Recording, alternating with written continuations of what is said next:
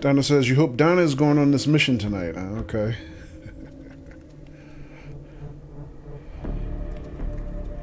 I hope so too, Donna. I don't know what our missions are tonight. But we shall see.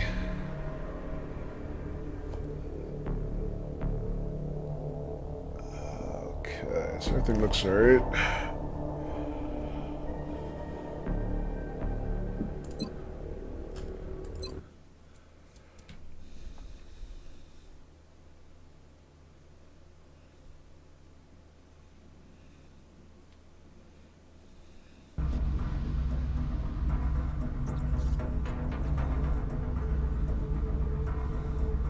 Yeah, so unlike previous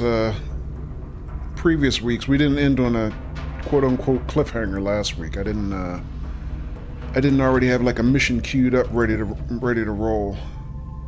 Yeah, so there's nothing here. We basically would have to get set up and then we'll scan from scratch. So I don't know what the missions are going to be yet tonight. So let me see. We're at 16 June, about midway through the 4th month of the campaign. Let me see where we are as far as our projects. So 5 days till we get satellites built.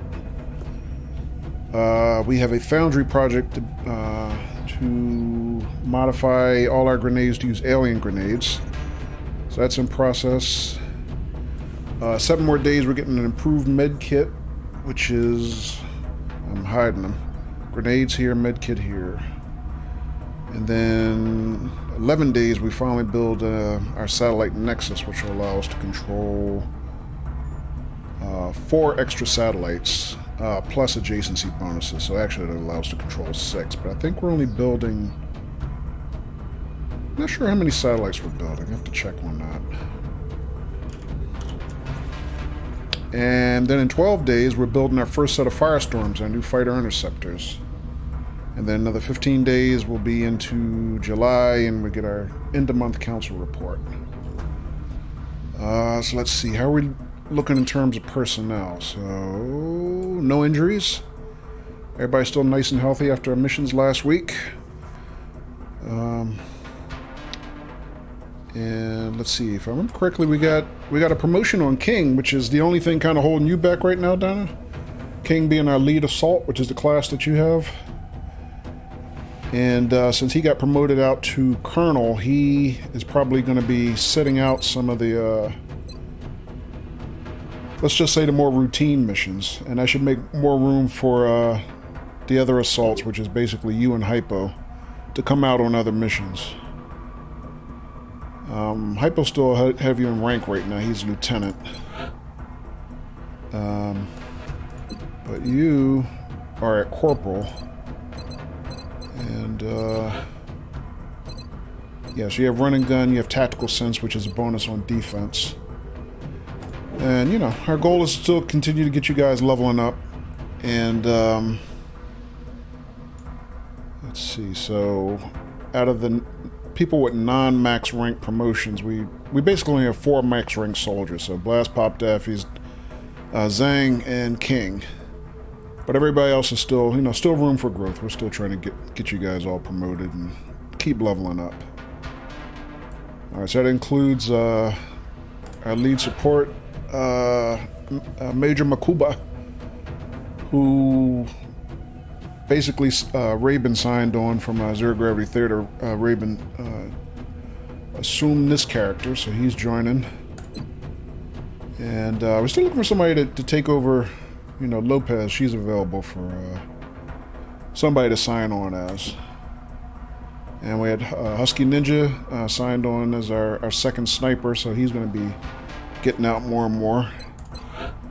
Let's see.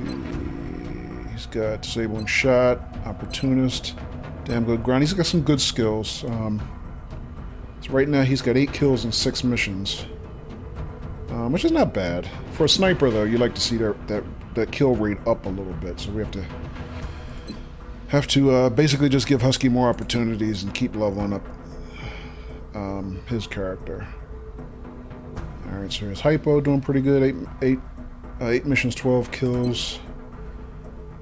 Scott finally got his nickname last week after a few kills, so he's got 8 kills in 5 missions.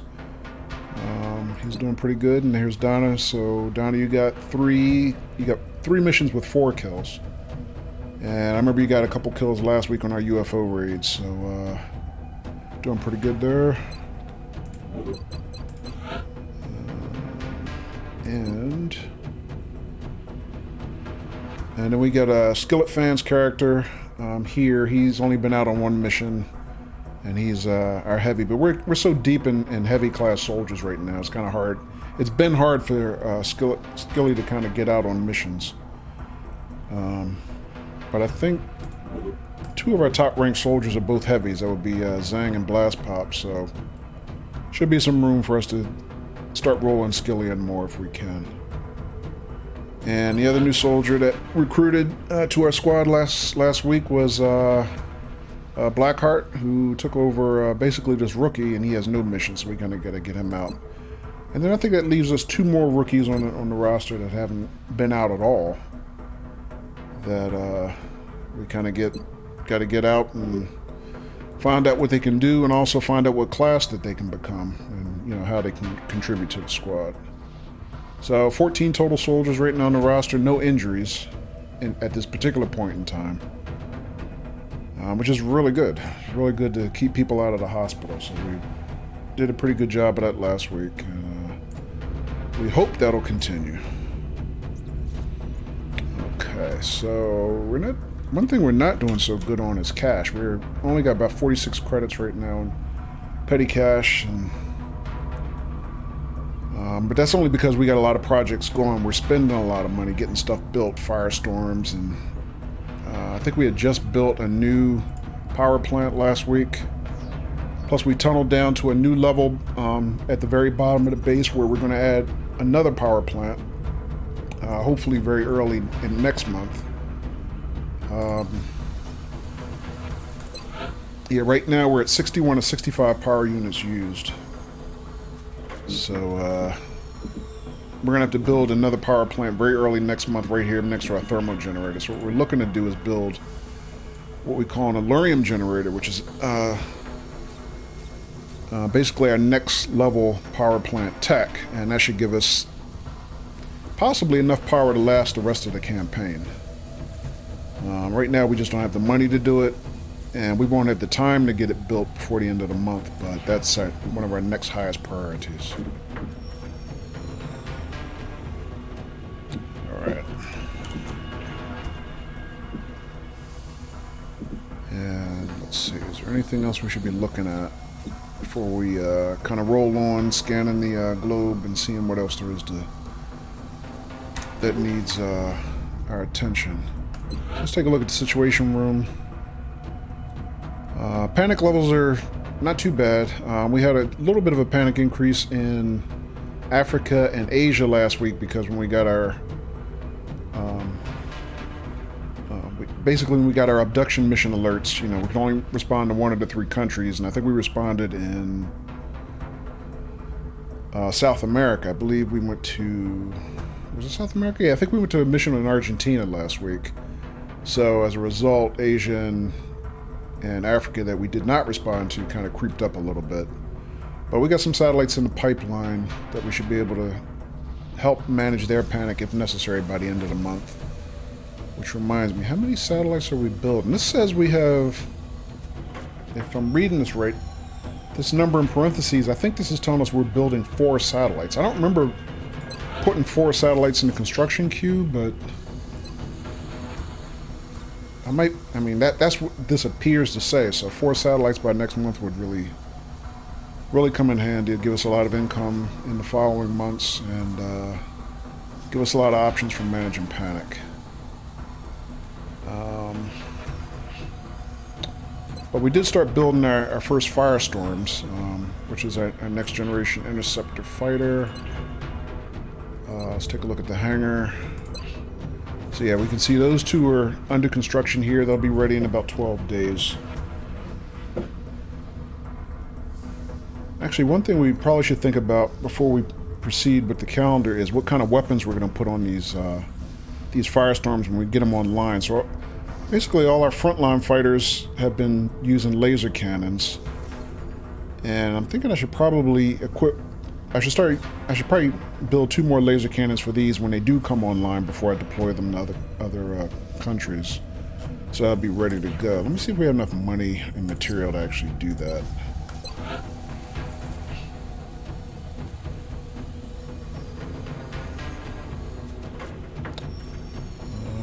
Alright, so our choices are laser cannons, which is right now our top level aircraft weapon. Phoenix cannon, which is available, but we've decided, since we already have laser tech, the Phoenix cannon is not going to be something we're going to deploy. And I thought we had one more weapon type. Oh, the base weapon, that the default in the game is just, I forget what they call them, avalanche missiles, which is simple air-to-air missiles. But let me see, we could build 2 of these. It's going to cost us 15 alloys. We've got plenty of alloys. 10 engineers. We have 37 engineers, so we're good there. And 22 credits, which is, if we build 2, it's going to cost us pretty much almost all our current petty cash. Before I actually spend that money, because I'm pretty sure that's what we're going to want to do, let me look in the gray market to see if, in our inventory, if we have anything where we can raise a little bit more money where necessary. Yes, we got crap tons of corpses, including...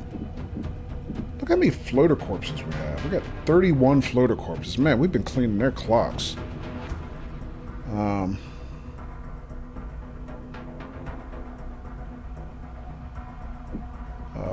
good number of thin men and muton corpses are starting to rack up as well now.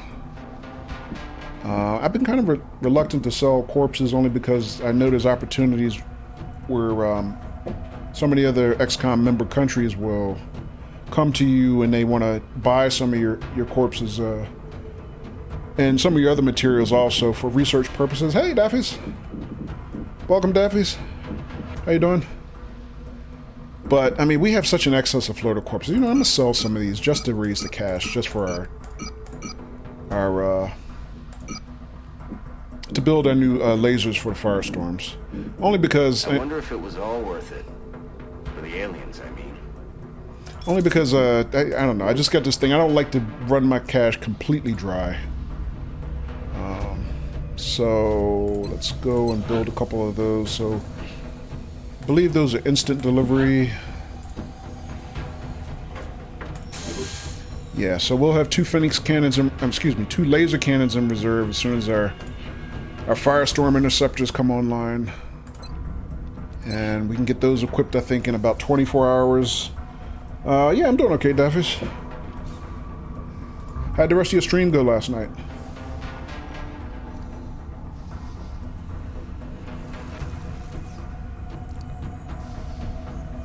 But we'll have those in about 12 days. Other than that, I think we're pretty set for the rest of our inventory.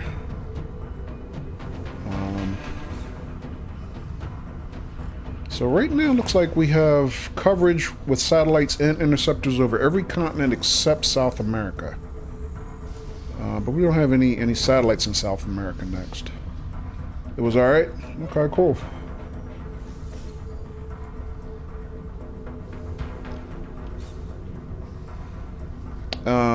But we are probably, you know, assuming that we have an extra satellite to give by the end of the month. This is probably where we're going to be looking to deploy a satellite next. And Husky, thank you for the host. Appreciate it. How you doing tonight, Husky? Alright,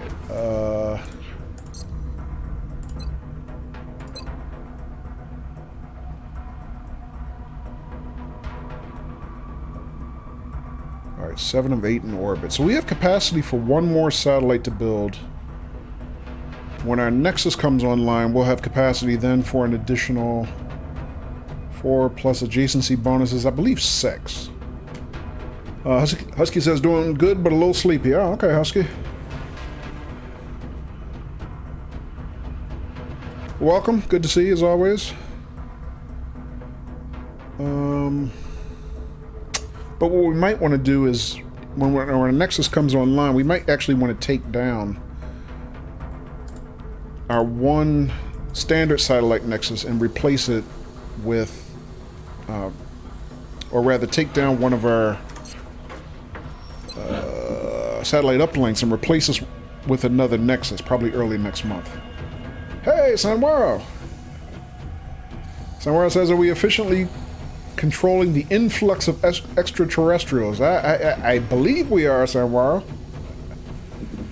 But, you know, XCOM, things can change in a heartbeat, so, you know, we're doing our job, but we don't want to be overconfident.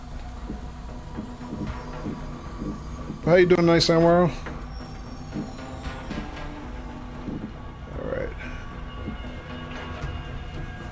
But let me see, we got 4 satellites in the pipeline. We have capacity already for an additional one that we're not using. So we'll have 4 plus adjacency would be 6. Add one more, that would be 7.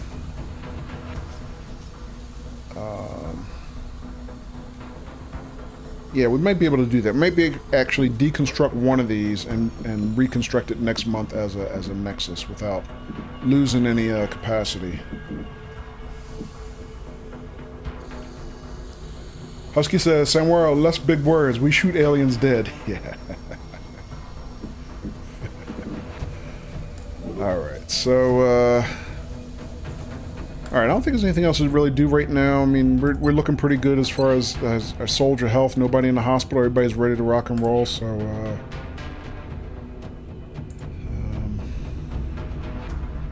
but before we actually get started and, you know, dialing up some missions, let's take a quick look at one thing we haven't looked at in a while is the memorial wall here at the back of our officers club. So we're at midway through June, 4th month of the campaign, but as we stand right now, we've lost a total of 6 soldiers through the campaign. 3 of them are, even though they're credited on the wall here, they're kind of from the tutorial mission, which is scripted, you know, for them to kind of die.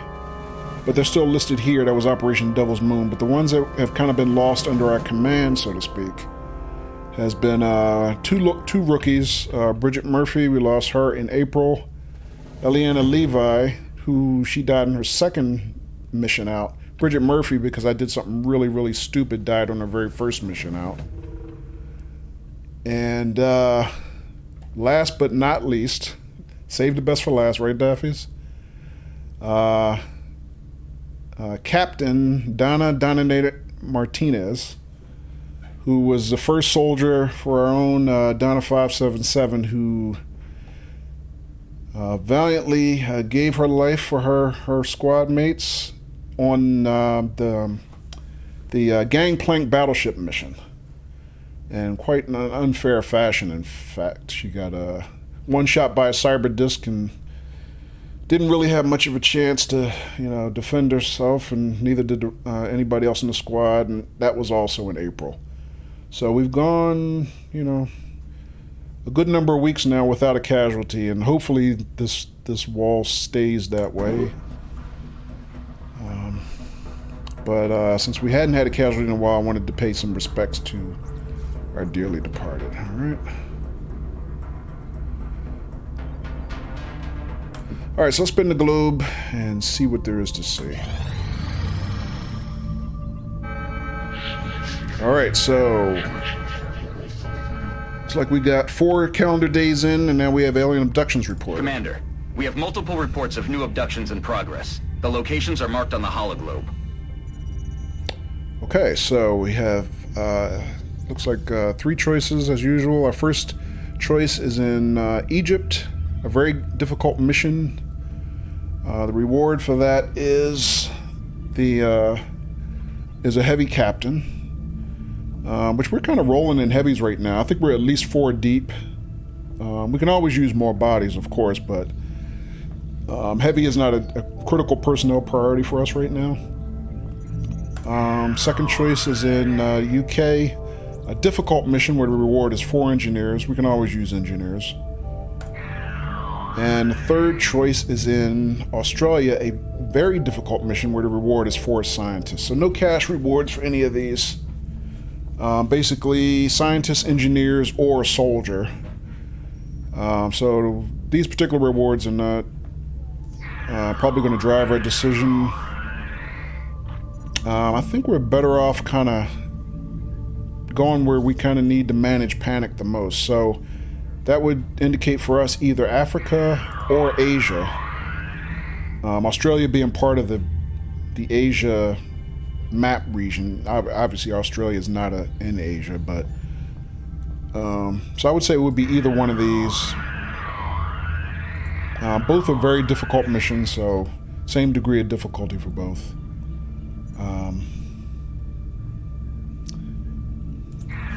Just a coin flip. I'm going to say we were going to pick Asia, Australia. And reward a force scientist.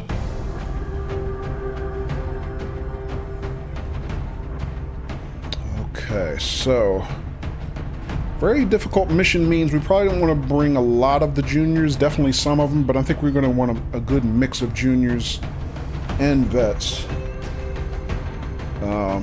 Tough mission, you know, either way. So I'm going to say we're probably... Alright, so we're looking at the same kind of mix of soldiers that we had last time out.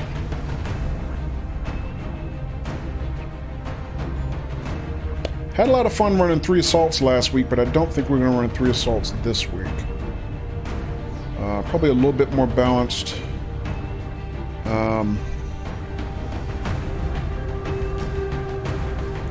So let me think. We did bring King last time.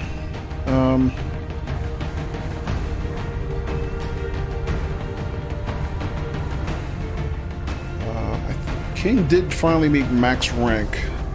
We probably could sit King 1 out. We have 2 other assaults that we can kind of get out on this mission if we decide to run 2 assaults. Let me think about this. So I think what I want to do is I want to get King's good gear. I'm going to clear King. Oh, and we have, for the first time, our plasma rifles are up and ready for duty. Okay, so I didn't remember looking on the event list, but I guess we finished our plasma research, and we now have access to plasma weapons for the first time. So we're going to be returning some of our laser weapons in favor of plasma weapons on this outing. Anyway, I don't think I'm going to take King. I'm going to clear him. Now he's max rank. I'm probably going to bring...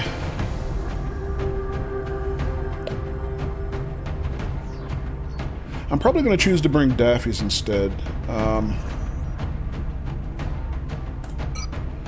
Only because Daffy's has... We're going to want a little bit of extra firepower that we didn't have before. Probably going to actually set Husky in favor of Daffy's just for this mission, mainly because Daffy's on his last promotion when he finally hit top rank got double tap. And double tap might be coming really handy with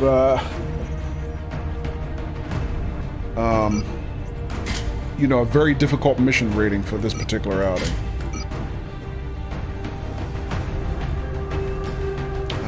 So let me think. Am I going to want to give Daffy's the scope? I mean, Daffy's base chance to hit is 105% at this point. I mean, more is always better, but might not want to... We don't need to give Daffy the scope, but we could if we wanted to be really, really OP.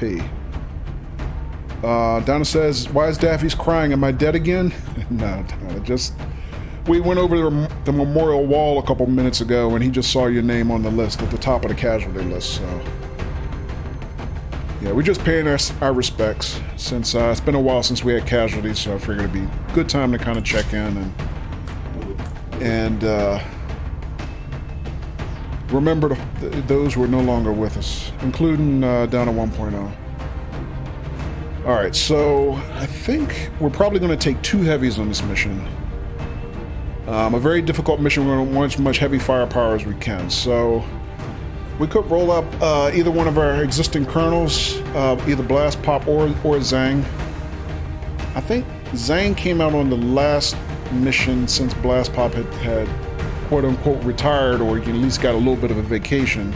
So maybe we roll in Blast Pop this time. Let me take a quick look just to see what his skill tree is set at. So he has a standard rocket, bullet swarm, suppression, heat ammo, danger zone, will to survive, and he also has rocketeer, so he gets 2 rockets. Hey, Raven. How you doing, Raven? Welcome. So Blast Pop is pretty, hardcore. He's got 30 missions and 30 kills and 17 missions. As opposed to Zhang, who I think also has a pretty decent body count. 22 kills and 10 missions. Let's see, so he's also got bullet swarm, shredder, heat ammo, danger zone, will to survive, and he's got mayhem, which is going to give him even additional damage on weapons tech, based on weapons tech.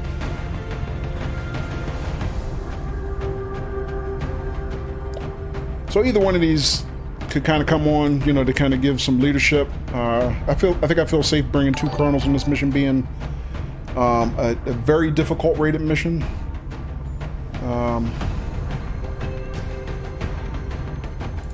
Look at Zhang's loadout again. Shredder, heavy, heat ammo. I think we're going to bring Zhang. Alright, so let me give him his standard gear. Zhang had been getting the scope every time we brought him out lately. I don't have a spare scope at the moment. Might have to go through the barracks to see who else has scopes on him. It looks like Scott has one. Also, the question is, are we going to bring Scott? Let me just temporarily clear him. I'm thinking I'm going to bring him as a second heavy. So 1 veteran heavy being Zhang, second heavy I think would be Scott. Yeah, Scott is the second heavy. And then after that we'd have Skillet. Skillet Fan 93's character, who's only really been out on 1 mission. I don't think I want to get him out on this mission necessarily because, high degree of difficulty probably. So yeah, we'll probably still take Scott. Let's see. Scott has carapace armor, heavy laser, standard rocket launcher, and he has one of the 2 scopes we have built.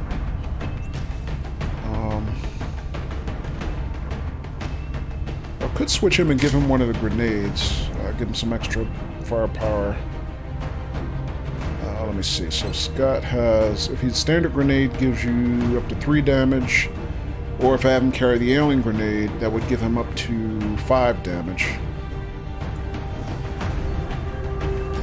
I think I'm gonna leave him with the scope because as a lower ranked heavy, he's gonna have a lower base chance to hit anyway. I think that means I'm gonna give Zhang the alien grenade just to give him a little extra firepower. And their base chance to hit between the 2 heavies is going to be relatively equivalent. Alright, so let's see. So we got Raven's character going out for the first time as Raven. Afolabi Makuba, which is almost kind of fun to say.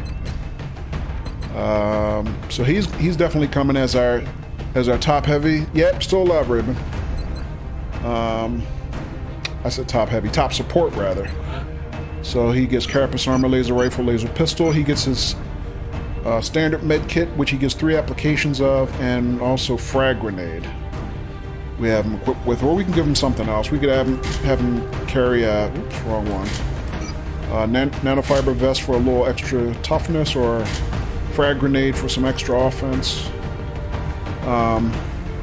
So supports at his rank get basically 2 supplemental slots in addition to their 3 main slots.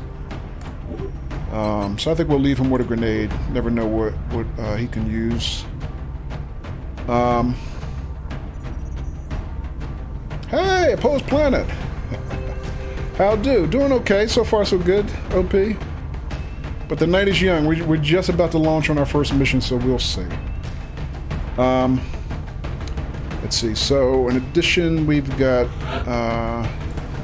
So we got, right now we have 2 heavies, 2 assaults, 1 support, 1 sniper. I think since we're not taking King, we're definitely going to take Hypo because we're going to want our next most senior assault to kind of get in and start, you know, continuing leveling up, and that would be Hypo right now. So he's got, of course, his standard running gun, he's got aggression, he's got lightning reflexes. He's got flush as opposed to rapid fire, which is 2 shots, like basically double tap for assaults.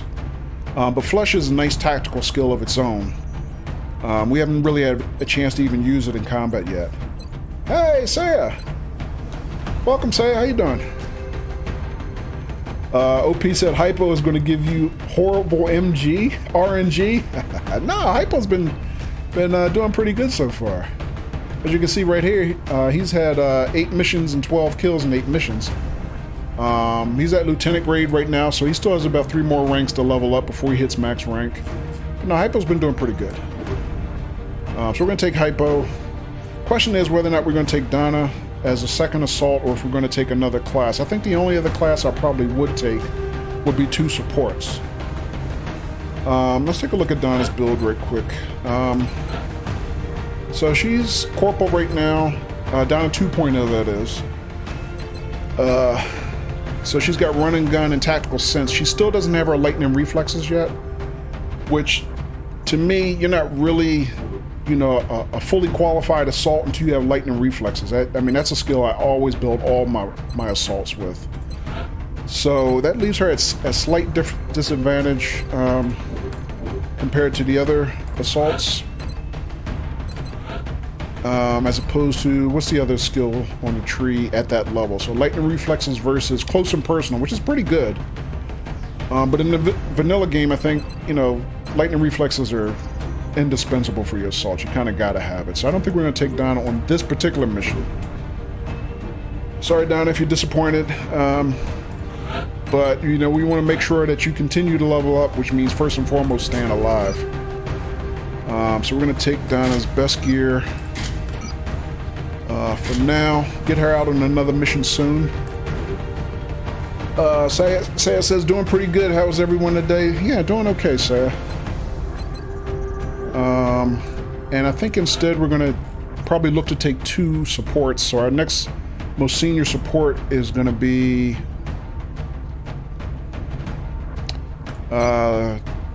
Captain Lopez, aka Scarecrow, who, by the way, so she's a captain.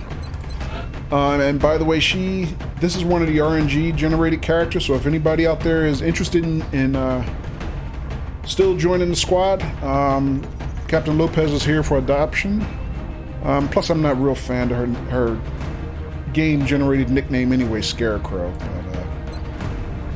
So with that, because she has field medic, that gives us 6 health kits on the field. In addition to that, she'll have revive, which allows her to revive critically wounded soldiers. Hopefully we won't have any critically wounded soldiers. And she gets combat drugs, which will increase will and critical chance for anybody who's in satellite smoke protection, rather. Samwaro says you're down to adopt. Okay, Samwaro. You don't mind a female character? So, okay. Alright, so let me do her loadout real quick. So before I forget, so she would get carapace armor. She'd get her a laser pistol. Actually she would not get, I don't have a spare med kit. I think Daffy's is holding a spare med kit, so let me change that out from Daffy's. Doesn't bother you? Okay.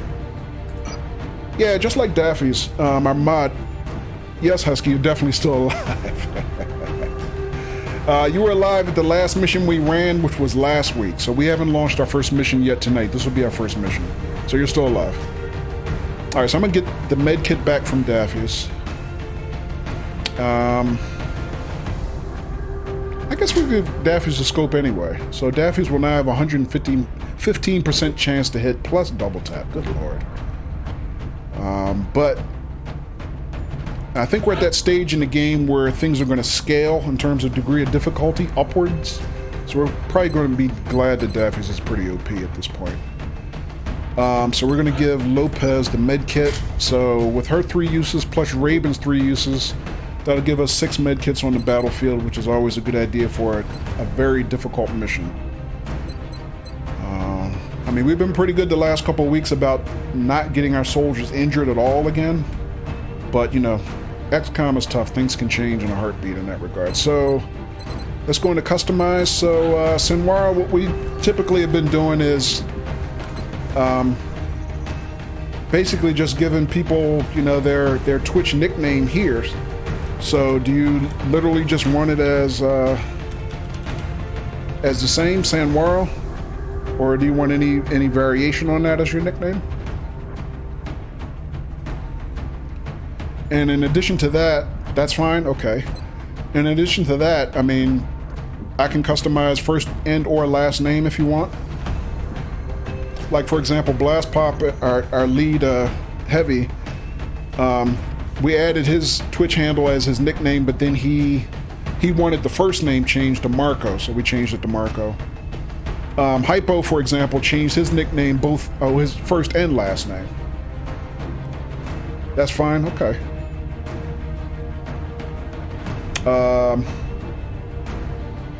Those two, okay. So Sexy San and Lady Waro, you want that as first and last name, you mean?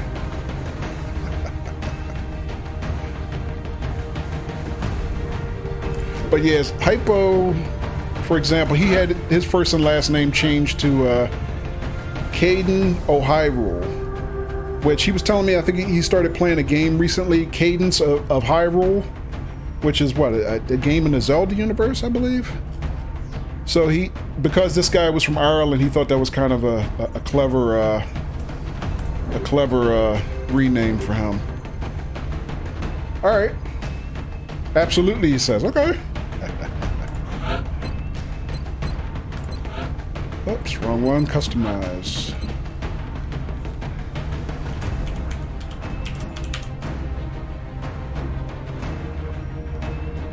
You're with OP, full of power.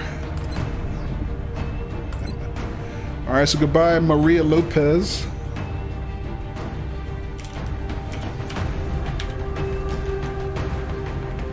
Am I spelling that right? L-A-D-Y. Oops, I did it wrong here. J-U. You alright with that, Samaro?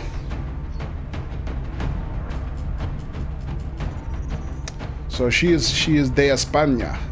She is from Spain. Saya says Cadence of Hyrule is basically Crypt of the Necrodancer, but set in the Zelda universe. Supposed to be amazing. Okay. OP says, never seen anything more perfect in your life. I just want to make sure Sanwara agrees though, OP. Que bien, bueno. Vamos a hablar español. Okay.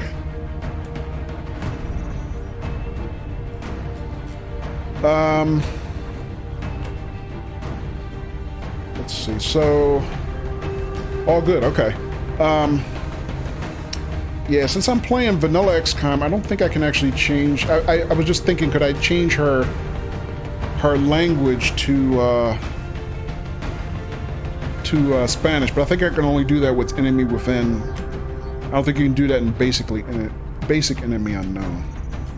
All right, Sanwaro, and also, do you want any customization? So, you know, do you want different armor colors or armor decos, for example? Like, here's my deco number 1.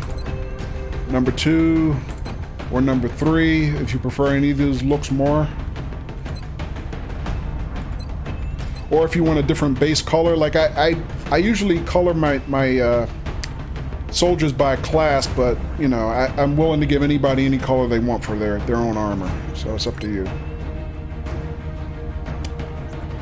Make her bald and we're good. Okay. All right, so hair. Like that?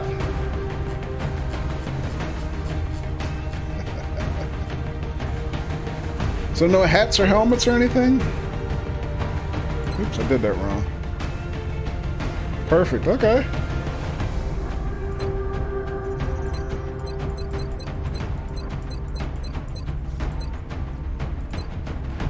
Not even a sexy beret? Not necessary, okay.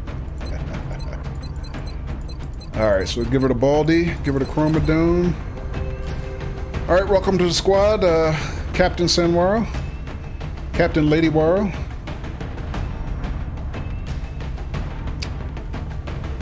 Daffy said, I'll double tap that. Nice.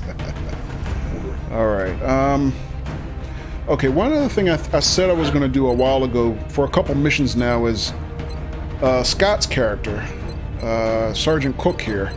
I've not been a fan to his default voice in the game.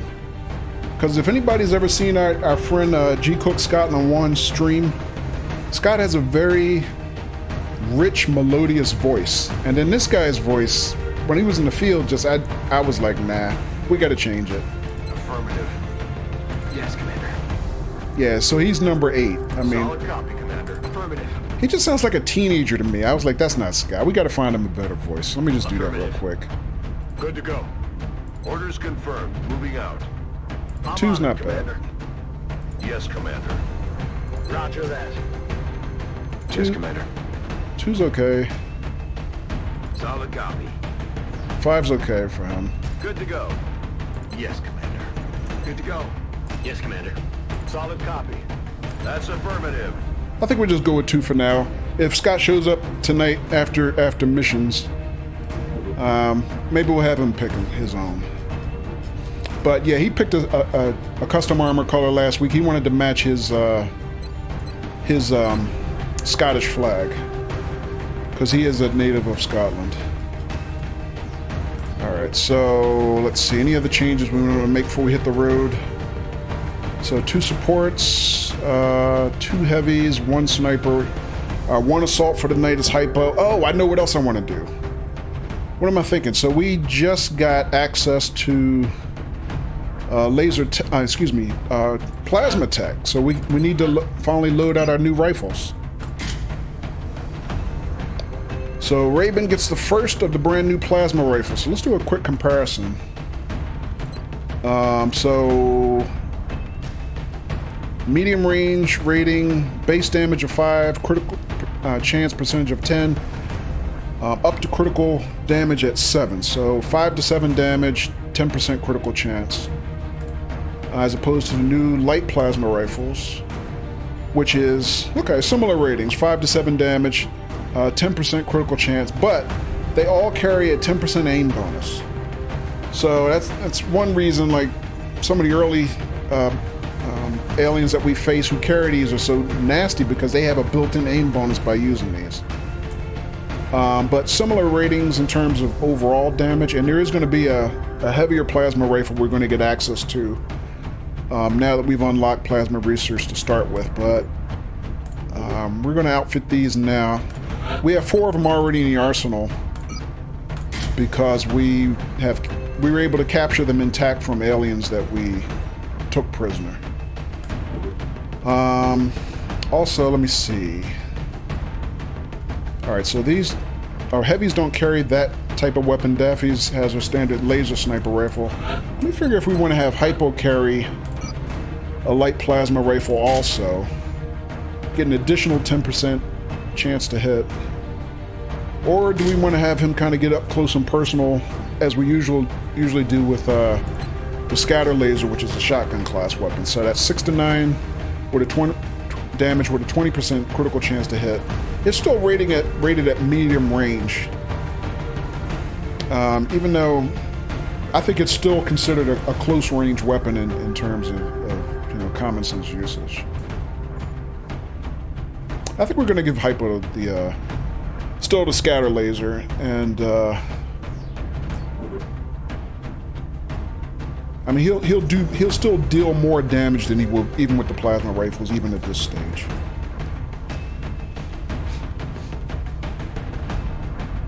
All right.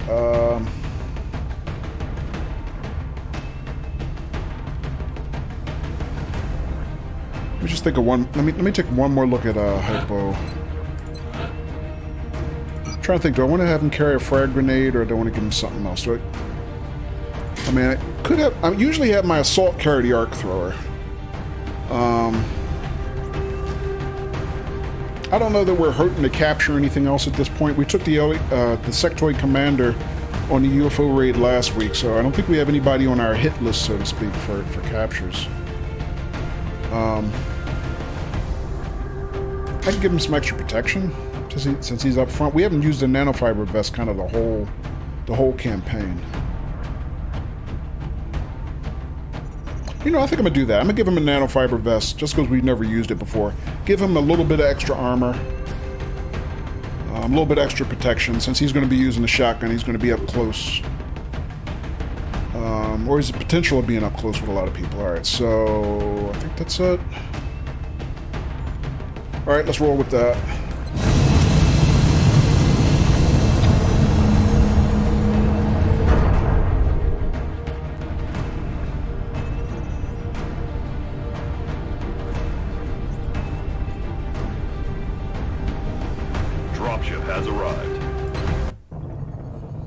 Australia has sent a number of requests for assistance, so that's our next drop site. We've picked up a local broadcast indicating alien activity within a major metropolitan area. We should get down there and eliminate any hostiles. Alright, so we're launching Operation Bloody Summer. Ooh, that sounds grim. In Brisbane, Australia. So, mission objectives: sweep the abduction site, identify threats, neutralize all hostile targets. So, standard seek and destroy. Tip of the day says the arc thrower has limited range, so using it can be risky. Okay. Yeah, but we're not even packing the arc thrower this time out.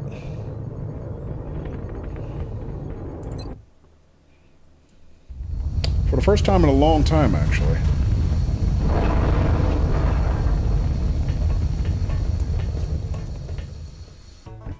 Central, Big Sky in position on approach of the abduction Oh, site. this Strike map, one is okay. awaiting drop clearance. Copy that, Big Sky.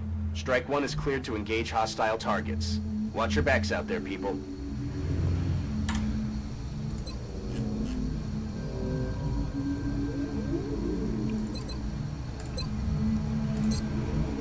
Alright, so this map is basically like a... I think we have like a little mart, like a... I don't want to call it a mini mart, but a small convenience store here, kind of a wine and liquor shop.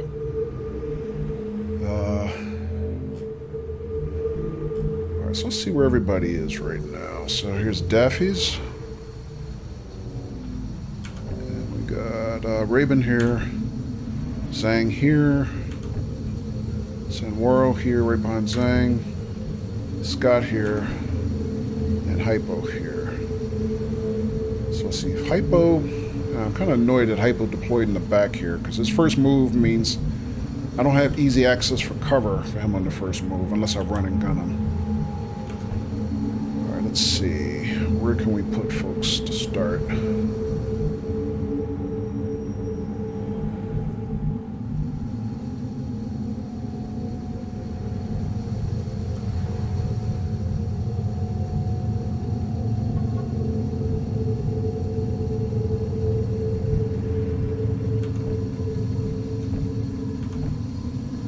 Alright, so we can get Sanwaro to scout out about to here, or even as far as here. Scott, I can get you on the back of this car. Not much further than that. Let's see about Zhang. Maybe Zhang next to him. Maybe even here? We'll measure out Zhang's rocket just to try to figure how far. Okay, so his rocket range should cover really into the store at this point, so alright, won't be too bad.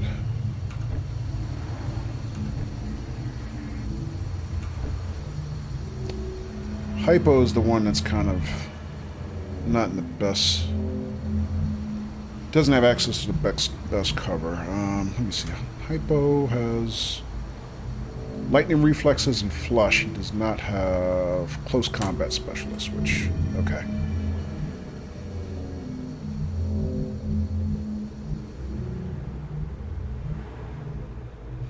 Alright, so I might open with him as using run and gun, really. Which I don't like to do that on my opening turn, but it might be smart to do. Hey, hello, Silk. Welcome, Silk. How you doing?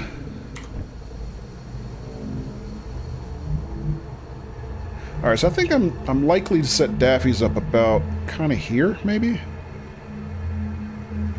And hope that she has good lines of sight into the store, as well as kind of, you know, further into the fog over here.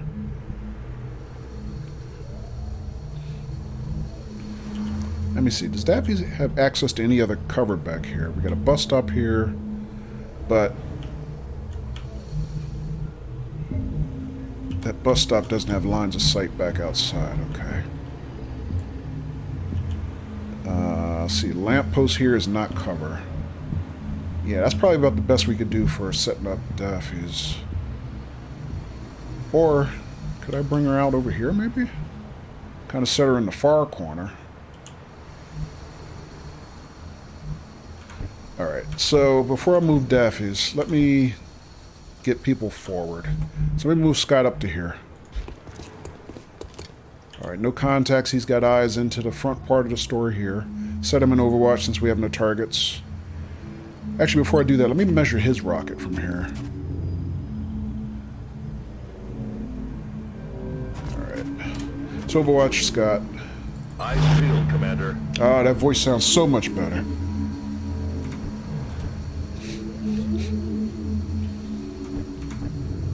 Alright, Zhang, I could kind of move you next to Scott, but I don't have any more forward cover in this direction. I could put Zhang about, like, here, maybe?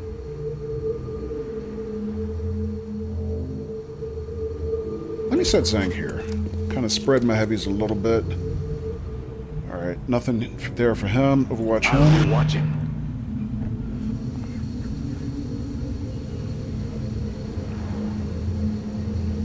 Silk said you survived the heat wave. Oh, GG, Silk. So looking forward to the weather this coming week. Yeah, we got a break in our heat finally too. Wednesday. So I you know, we finally stopped flirting with hundreds Fahrenheit by Wednesday. So I was finally able to get out midweek and get some yard work and stuff done, which meant I didn't have to do any yard work today. At least any heavy yard work. I still kind of had to address some of the, you know, weeds and stuff that had popped up because we had a lot of rain during the heat wave. But yeah, it has been nice. We've been having like 60 degrees Fahrenheit at night, and it's been nice. Alright, so Samwara could have scout as far forward as here, but I don't think I'm going to do that on the opening turn, because I don't usually like my supports to be on the point. I prefer my assaults and heavies to kind of be more forward to the rest of the squad. So we set our 2 heavies. Let me see, how far can we move Raven though? Move Raven as far as here or here.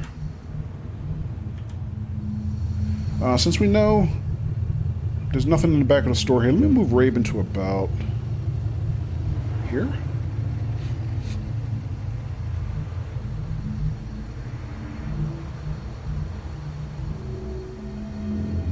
Let me hang on for a second. So where's Sunwaro again? Sunwaro's here.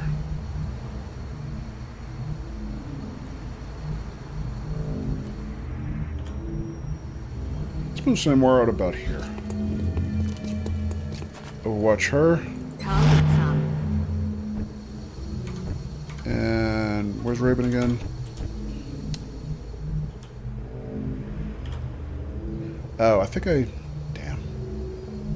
miscalculated where Raven could move. That was my bad. I probably had the wrong focus on somebody.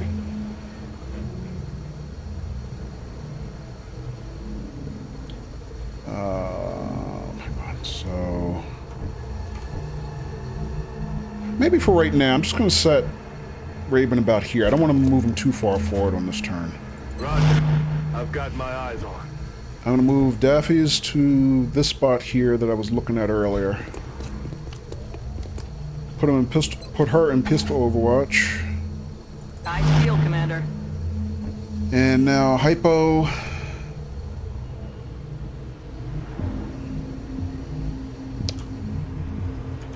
actually not going to move Hypo that far forward. I'm just going to set him here for now.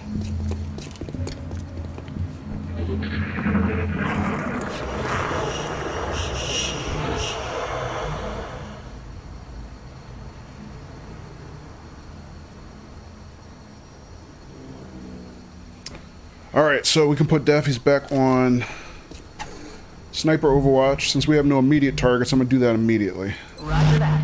Scanning. And now we'll start planning our further moves in. So let's see how far I can get Hypo forward.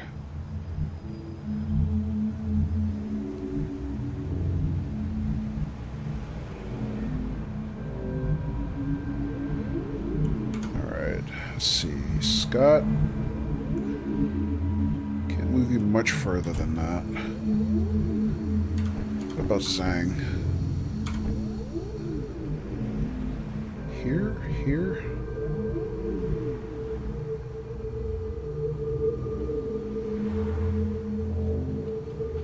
Let's move Zhang to here. No contacts, really? Okay, that surprises me. I'm covering that area.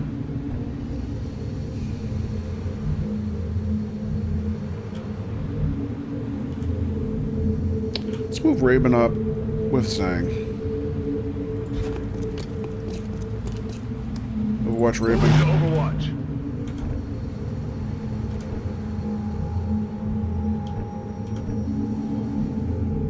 Let's move Hypo to about here just to see if he can see anything.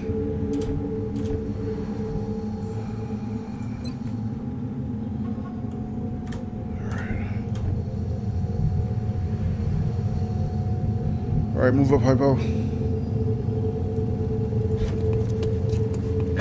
There we go. Oh, snap. Cyber disc. And Overwatch shots being taken. Somebody got a hit. Shot failed to connect. Looks like Zhang Mix Daffy has a shot.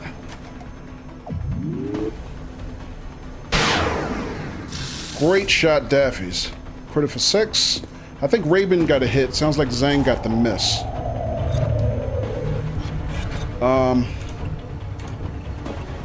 So we got one cyber disc. We have two. Looks like two drones. And the drones are not a huge combat threat, but they are mainly there to repair the health of the cyber disc. So I think what we want to do more than anything is get the cyber disc dead on this turn. What kind of annoys me from where Hypo is, he can't see the cyber disc. He can only see the drones. Crap. That's kind of inconvenient. Alright, let me see who else. Does anybody else have shots? Samwaro has a shot. 82% shot. Great shot, in fact. But Samwaro can't see the drones. Let's see. Scott has a shot on the cyber disc as well. Scott has still both his turns, so let me see. Does Scott have bullet swarm? He does, which means he can take 2 shots at it.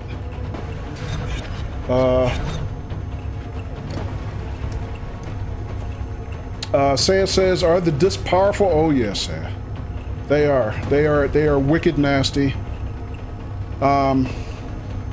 They have a primary attack that can literally one-shot anybody on the field right now. Better word would be dangerous, right? Yes, big time.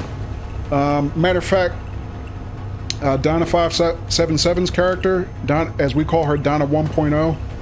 This is what killed her on the on a mission a couple in-game months ago. So that's how she lost her first character before we rolled up a new one. Hey, TNS. Welcome, TNS. Happy Saturday. How you doing? So the point is, we got to get this thing dead on this turn because, yeah, those things will. You know, if we fail to kill it on this turn, he will without question kill somebody. In addition to that primary attack, he also has a secondary attack, or I should say it, because this is a robotic enemy that can launch grenades. So the way we're kind of clustered right now, Everybody here on this car is inviting a grenade target, as well as both Sanwaro and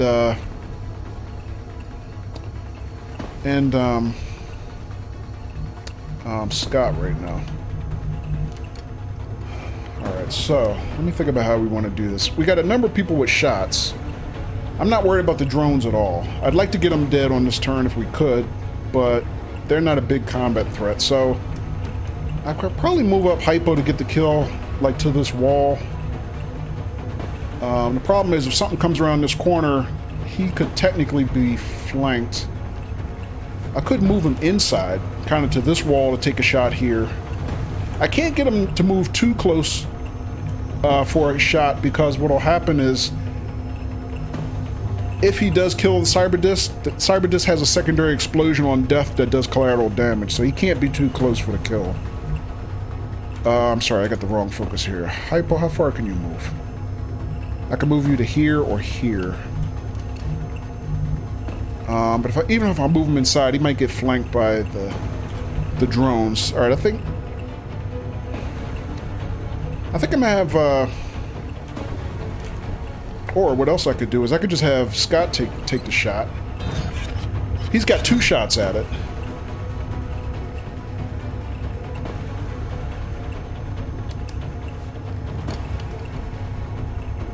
You know, it might be good to get some extra XP on Scott. Let me have him take the shot right now. Take the shot, Scott. Oh, beast shot. Beautiful. Perfect, Scott. And now, because he has Bullet Storm, he still has another action. Whereas for most classes, your first shot ends your turn. Alright, great Scott for shot. Alright, great shot for Scott. Okay. So let's take another look at what Hypo can see.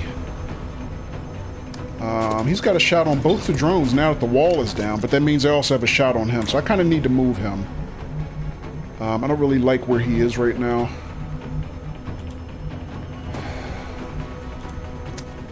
Damn it, where can I move Scott?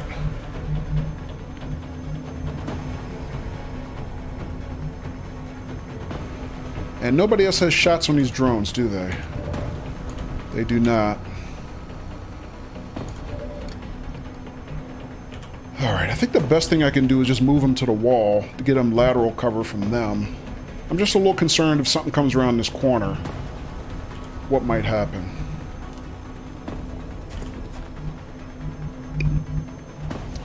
Or I could have him take a laser pistol shot. These things don't have much health. He can kill one. He'd be slightly at risk for the second one, though. 49% shots. Either one, they're still not good shots.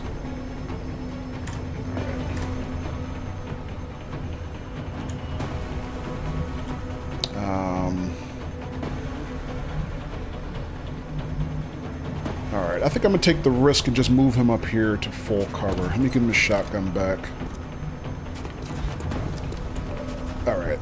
So, Overwatch everybody else. I feel, Commander. Roger. I've got my eyes on.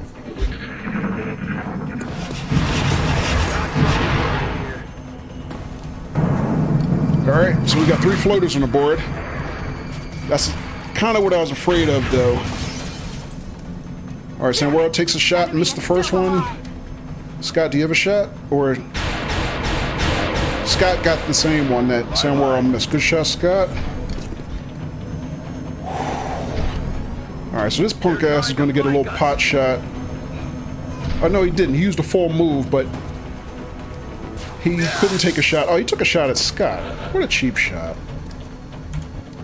Alright, so let's start to see what Daffy's can see. So he can see both of the... Oh, that's lame. He can see both of the drones, but not the floaters, which is the biggest threat. So one floater's dead, luckily. The other 2 are just out of the reach, and the aliens are good at doing that. They know how to move just so Daffy is usually, or the sniper usually can't see them on their opening turn. Let's see, who can see what? So here's Raven. Raven's got a shot on both our drones. But he can't see either one of the floaters either. Damn it. Let's see. Zhang. Zhang can only see one drone. Scott can see actually both the drones. But Scott's running critically low on ammo, so I kind of need to get Scott a reload very soon. Let's see. Sanwaro can see just the drone. Damn it.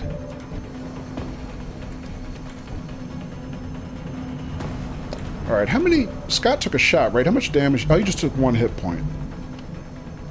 Alright, so he's not at risk of being hospitalized. Unless he takes another hit. Alright, Hypo. So Hypo is right now being flanked by this stupid-ass drone.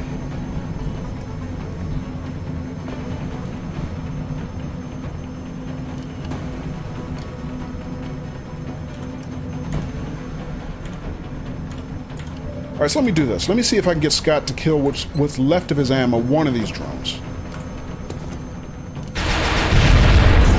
Alright, one drone off the board. So now Hypo's not flanked anymore. Sanwaro, I was hoping Sanwaro could see the second one, but she cannot. But I can probably maneuver her to get a good shot. Ooh, maybe on this guy. Inside.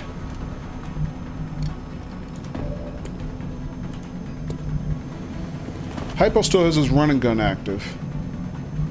Which means he could single-handedly move in and take out this floater himself if I want him to. Daffy's still can only see the one remaining drone, which I'm not really that pressed to get Daffy's to shoot a drone. I'd rather leave Daffy's on Overwatch in case those floaters move in. So I'm not going to use that shot from Daffy's. Actually, Daffy's has double tap right now, so let me think. How does double tap work? Can I get her to take a shot and Overwatch? Okay, double tap says unit has not yet moved and may therefore fire the sniper rifle twice. So, no, I don't think that gives us Overwatch and a shot. I think it's just 2 offensive shots. Alright, what about Raven? Raven can see that one. Only problem is Raven is also at risk of being flanked on the next turn if I don't kind of move him. What about Zhang? Zhang has a rocket available? Excuse me. I mean, I could have him take both of these out right now.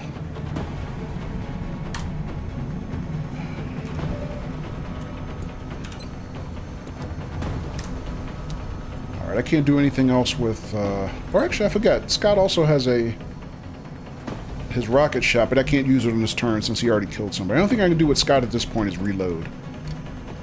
Alright, so let's just do that immediately. Ready to rock. Alright, Hypo, how do I want to do you? Or better put, how do I want Hypo to do them, Kappa? I'm kind of liking this running gun move, to have him move in and gank this dude. But I need somebody to get rid of this damn floater. I mean, drone. Alright, so this is a little bit risky, but I think I'm going to do this. I'm going to move Raven to here.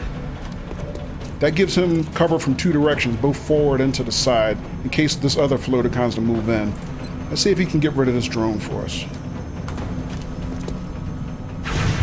Woo! GG Raven, good shot. First plasma weapon kill of the campaign. Great shot, Raven. That was awesome. Alright, so with that, and this is a little bit of a risk, but, you know, that's what we pay assaults to do. Let me see if I can feed Hypo a little red meat, get him to move in to this position. And now he's got this guy flanked.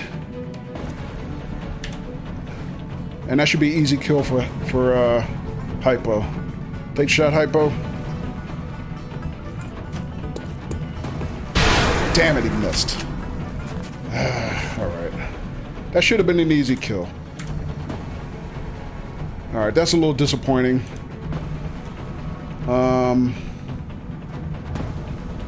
Let's see. Can I use a plan C here?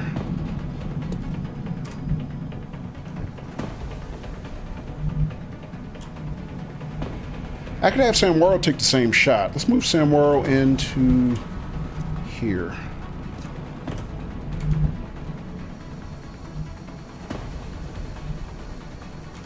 Or, you know what? I could do something else a little nastier. Let's see, Zhang has both his turns still? He does. Let's move Zhang to here. And see if I can drop the grenade in this area.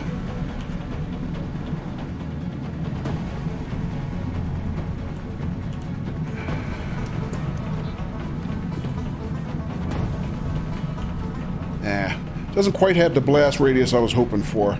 I was hoping what I could do is have him drop the grenade in. If I could drop it in close enough between both of them, he would open up the wall so that Daffys could see both of them and kill them both on the same turn with double tap. Alright, but as it stands, I don't think that's quite going to measure out the way I wanted, so I can just do the best I can. Hopefully we get the forward floater dead so he isn't moving in flank hypo. And we'll just make do with the other one. On Overwatch, I think.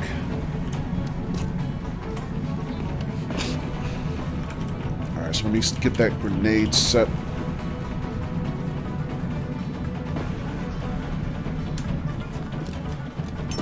Frag out!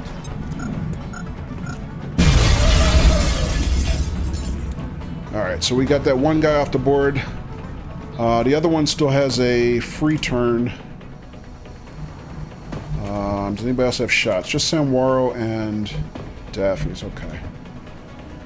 So I think I'm going to have Samwaro move up and in to try to kind of watch Hypo's back a little bit, just in case something moves on Hypo on the next turn. Overwatch her. Roger that. Scanning. And we'll put Daffys on Overwatch. Got it covered. And dare that floater to come at us. Alright, so he's a little worried. He called for reinforcements and where'd he go? Alright, he's afraid to move because he knows Daffys is waiting for him, I think. Can anybody see him? Samwaro says, man, you put a lot more thought in XCOM than I do. Yeah, I am pretty deliberate about my my moves, and I hope that doesn't annoy you guys. But it's just... I'm trying to be more strategic because I'm trying to learn to play at higher difficulties, Samwaro. Because I've never been able to complete a playthrough at either classic or impossible difficulty. You know, at some point I end up with a game-ending squad wipe, and I'm just trying to reinforce, you know, what I do to try to, you know, get better with my tactics and hopefully prepare myself to play at harder difficulties. Husky says, tend to be more yeehaw, let's go, yeah. Alright, let's give Hypo another shot, see if he can redeem himself after kind of whiffing on that, what should have been a slam dunk on the previous shot. Damn. Adjusting sights. Alright, so Hypo is not... No, I haven't played Long War, because I'm not, like I said, I still don't think I'm good enough as a player to take on the added complexity. Alright, so nobody else can see this guy?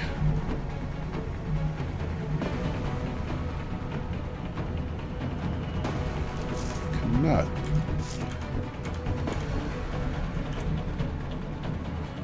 No, because I mean, Long War is not only longer, but it's, you know, by default harder. And I'm just, you know, I'm just not there yet.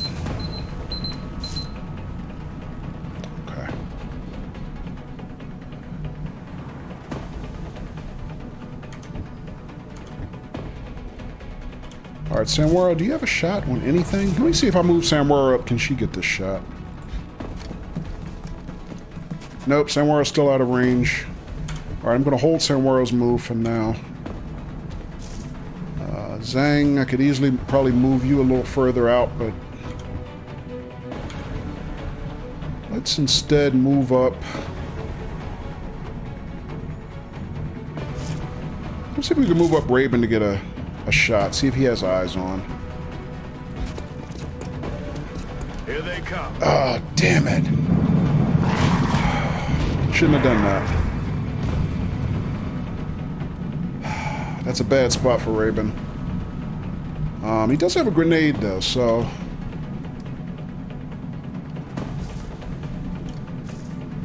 no sense in saving our grenades for anything. Let's see if we can get Raven to get a grenade up in there and maybe take these guys' cover out before we consider our next move. Alright, so that's a standard grenade. It'll do 3 damage. It won't kill them, but it'll weaken them. It's kind of tough. Does he have enough range?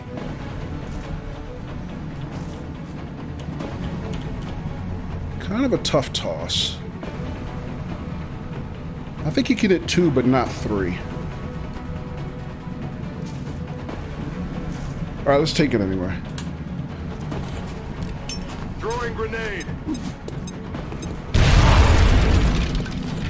Alright, so we open their cover. Looks like Samwaro has targets now. So... Samwaro can see 2 of the 3. Let's see if anybody else has targets. What about Daffy's? Do you have targets yet? Daffy's has targets on 1. Zhang still has 2 moves, but no targets from where he is. And Scott is kind of way out of the play. I gotta move Scott up.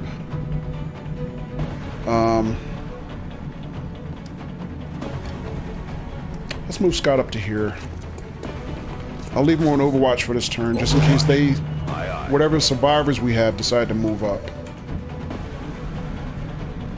Let's see, Zhang still has both moves. Zhang has... Bullet Swarm. No, he has no targets, though. Damn it. He does have his rocket, though. But from his angle behind that car, I can't quite get his rockets off. Donna said AFK. Okay, Donna. OP says it's awful. Oh, Long War, you mean, OP? Not a fan? Alright, let's give Samwaro another shot, see if we can get a kill here. So it looks like he's got that one flanked. Equal chance to hit both. They're not in... How's that one in cover? Oh, Raven's grenade didn't take their cover out? That's kind of odd. I would have swore that grenade would have took that wall down. That's unexpected. Alright, well... that I'm not happy about.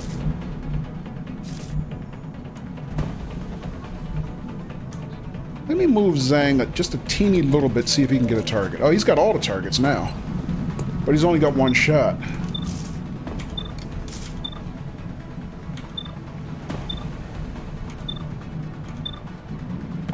That one's a flanking shot.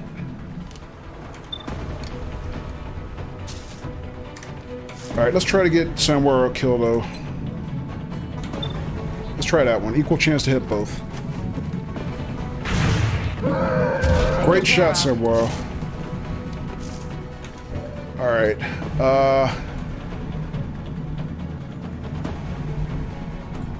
Zhang can see this one and that one. Let's give Zhang the flanking shot. Does anybody else have a kill that they can get? Just Daffy's. Alright, Zhang take the shot. It'd be nice to give these kills to our juniors instead of our colonels, but that's okay. Do what you gotta do. Alright, rip that dude. Target down. 10 crit. Damn, Zhang. Alright, Daffy's got the only other move. Leave her on Overwatch. Alright, 1 floater left.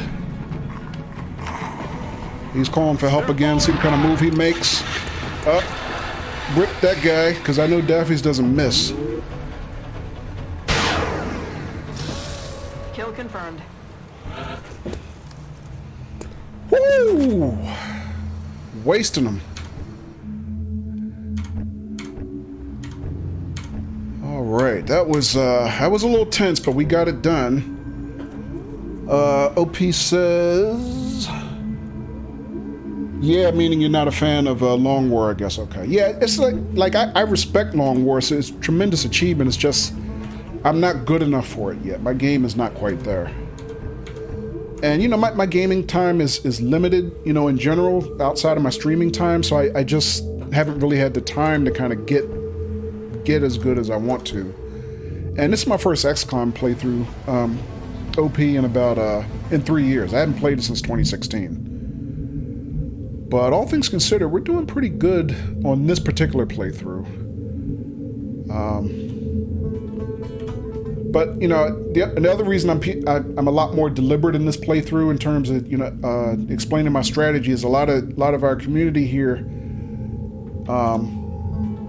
were aware of XCOM at least, but maybe not had seen an XCOM playthrough in detail. This is not the kind of thing that I had been playing regularly in the first year since I've been, you know, streaming.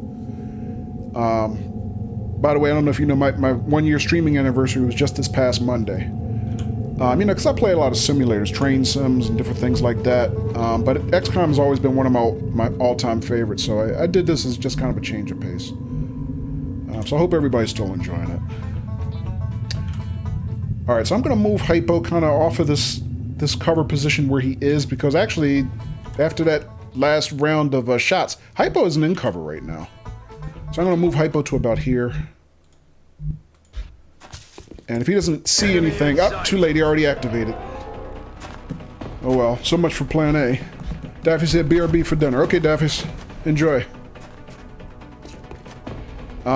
What I said I was going to do is I was going to just give him a reload. Alright, he doesn't have a good position, but I want to give him a reload.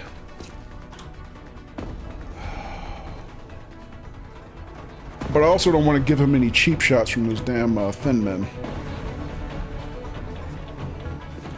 Alright, so before I commit to a reload for Hypo, let me see if anybody else has immediate targets. Alright, Daffy's does not have targets. And nobody else, if Daffy's doesn't, probably will. I mean, I could use a round of reloads. I wish they have activated on that turn when they did. Saya says, what is the objective for this map? Kill all the aliens, Saya. That's it. This is what they call an alien abduction mission, which means that we got word that aliens were abducting humans in a specific city on the globe. In this case, I think if I remember correctly, we're in Brisbane, Australia. So the idea is simply to have our soldiers move in and seek and destroy the aliens. That's all. That's all.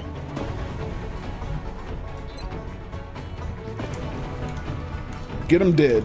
As many as we can. Alright, so... I say we got full turns on everybody else. I could have Hypo pull back. But I really wanted to kind of get him reloaded on this turn. But, you know, Hypo's not empty. He has a full clip. So I think instead what I'm going to do is...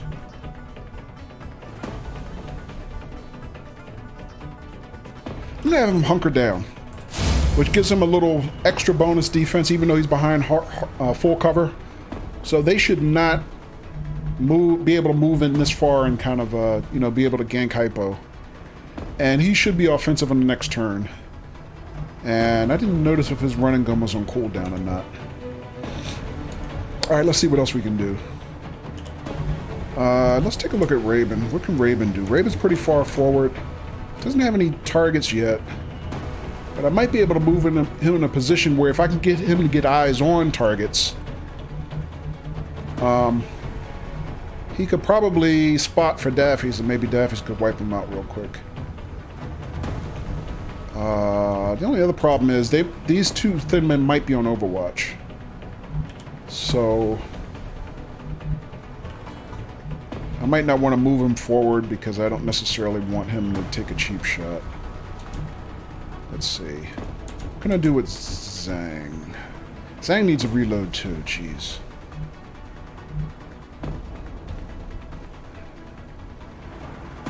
You know what, I think I'm going to leave Zhang where he is. I'm just going to reload him now. Reloading. I would like to give Raven a little bit better cover if I could find any, but we kind of nuked most of it with grenades. I could move him here, though. This would be full cover. Let's do that. Let's move Raven to here.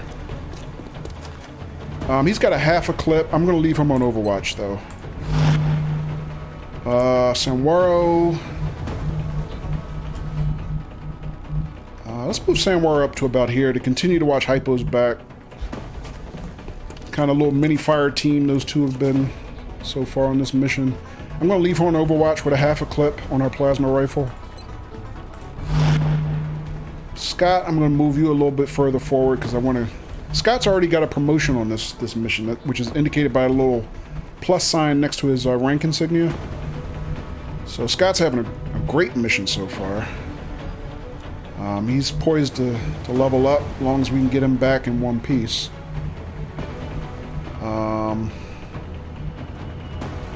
Let's see, Zhang reloaded. He won't be on Overwatch. Raven's on Overwatch. Let's move Scott to about...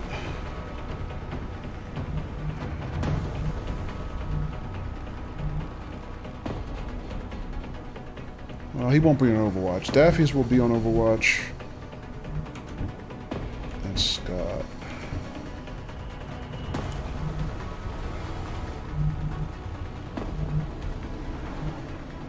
Let's move... I'm going to dash Scott to here. Get him forward, as far forward as possible for the next turn. Overwatch Daffy's. Dare them to come at us.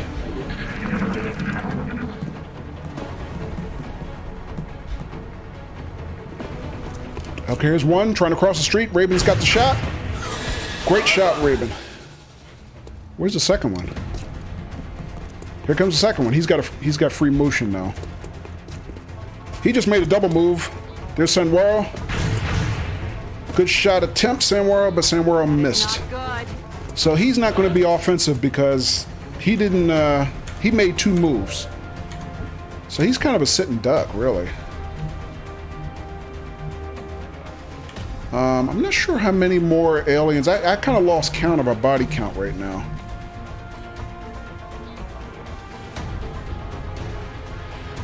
And, you know, Hypo's kind of had a tough night.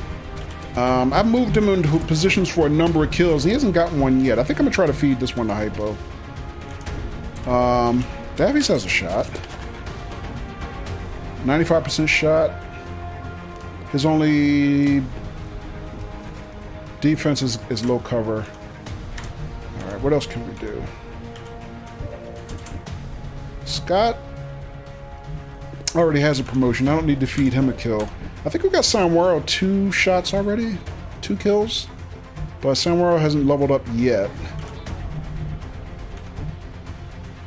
But I think this is, you know, this is a perfect opportunity for Hypo's running gun. So I think I'm going to move Hypo up to here, get a flanking shot, and have him actually, this is not even a running gun necessary. He can just move here and get the shot. Alright, so let's see if Hypo can finally redeem himself on his mission and get the shot.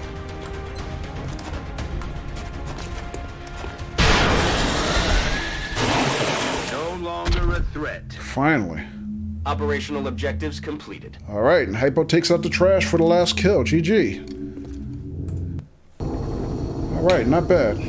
Good job, squad.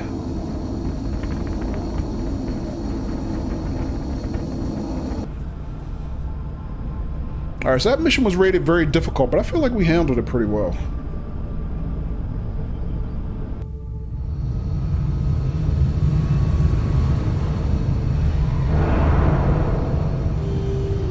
Thank you, OP. Looks like they're really taking care of business down there, and without so much as a scratch. Well, I don't know about so much as a scratch. I mean, I think Scott did take a shot, but he only took 1 damage. But the other thing, OP, the reason I kind of play as deliberately as I do is because I'm very conscious of keeping my soldiers out of the hospital. That's kind of like almost my #1 objective when I launch on missions, to keep players out of the hospital. Because to me, it seems like when I watch people play on a classic difficulty or even impossible difficulty, they manage their injury rate, And I always had the idea that if I'm going to get better at higher difficulty levels, that's one thing I have to learn to do, to manage in the field enough to keep people out of the hospital as much as possible. Because, it seems like at one point I make a stupid move where I get one person killed, which then kind of cascades into weakening the rest of the team, and next thing you know, I got a squad wipe, And that's usually what ends my classic campaigns, So I'm just trying to get better at that in general. So I'm trying to make that level of strategicness, if that's a word, a habit. Just trying to get better. All right, so we got 2 promotions. So our buddy Scott has now made lieutenant. 11 kills on 6 missions. Scott's kind of doing pretty good the last couple weeks, especially since he was kind of, I think until last week maybe, we didn't really get him out on missions at all. Now he's starting to kind of turn into a beast. All right, so let's see. With Scott, I can give him either heat ammo, which is double damage on robotic enemies, which is always terrific. Or I can give him rapid reaction, which means he'll get a second reaction shot if he's on Overwatch and he hits on the first reaction shot. So he can actually take 2 reaction shots per mission, which is a really good skill, but I tend to usually find on my heavies, heat ammo is just almost indispensable. Because as we get, into deeper in the game, we get more robotic enemies, just like the cyber disc we hit, and even, down the road with some of the tougher robotic enemies, a heavy with heat ammo can basically solo some of those enemies with, bullet swarm giving them 2 shots and heat ammo giving them double damage. So I think I'm gonna give him heat ammo just like everybody else. All right, so GG Lieutenant Cook, aka Scott. And Hypo finally got a promotion, even though he kind of had a tough outing. He did get that last kill, and Scott's finally made captain. So with that, he can either get close combat specialist or bring him on, which bring him on says adds 1 damage on critical hits for each enemy the squad can see up to 5. For me, I always give my assaults close combat specialists. Almost as indispensable as lightning reflexes to me. Alright, so GG, 2 promotions there. So I would think between Sanwaro and Raven, they're probably, our 2 supports are probably really close to their next promotions also. I mean, Raven's character has been a major for a really long time.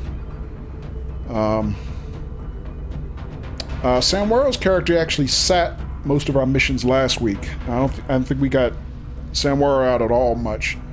And we were only taking 1 support, which is Raven. The other thing is, on our overall roster, and let me save here. Well, actually, before I save, let's look at the final debrief. So Operation Bloody Summer ended with, we got our reward of 4 additional scientists. We decreased panic in Australia by 1. We kind of had a little jump last week for panic in Asia across the board, but at least Asia is not going to gain any more panic. But we have now additional panic in Africa because we didn't respond there. Couldn't do much about that, as well as Europe. We were kind of starting to creep up into the danger zone with Africa last week, so they're probably going to be prime candidates for satellite deployments the end of this month, which we're about halfway through the month at this point. But we got some... Remember, we will be watching. We got some satellites in the pipeline coming up very shortly, and we're also building another satellite. We're building the first satellite nexus in this spot. So we should be in good shape to manage panic.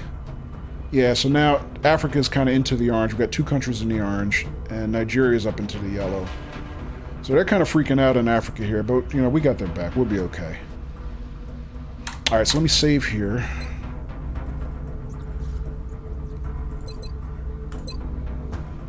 Alright, I'm going to take a quick look at the barracks also. I always like coming in here and seeing no injuries. Man, that's just like... music to my ears. I started to say my eyes, but that wouldn't make sense. What was I thinking? The other thing is, like our main 2 supports, Raven and Sanwaro at this point. Problem is, they're also our only supports. We kind of have some depth at every other position now. We got 2 snipers. We've got 4 heavies. We've got 3 assaults, but only 2 supports. So we got 3 rookies here that we're going to have to get spun up just to find out, you know, what they can be. You know, be all you can be, right? And what class they can, you know, lend to the squad. They haven't been out on any missions yet at all, but I gotta hope one of these is going to become a support. We're going to need to start building some depth in our support class, or we might want to start looking at if we get another abduction mission where the reward offers to us is a support soldier.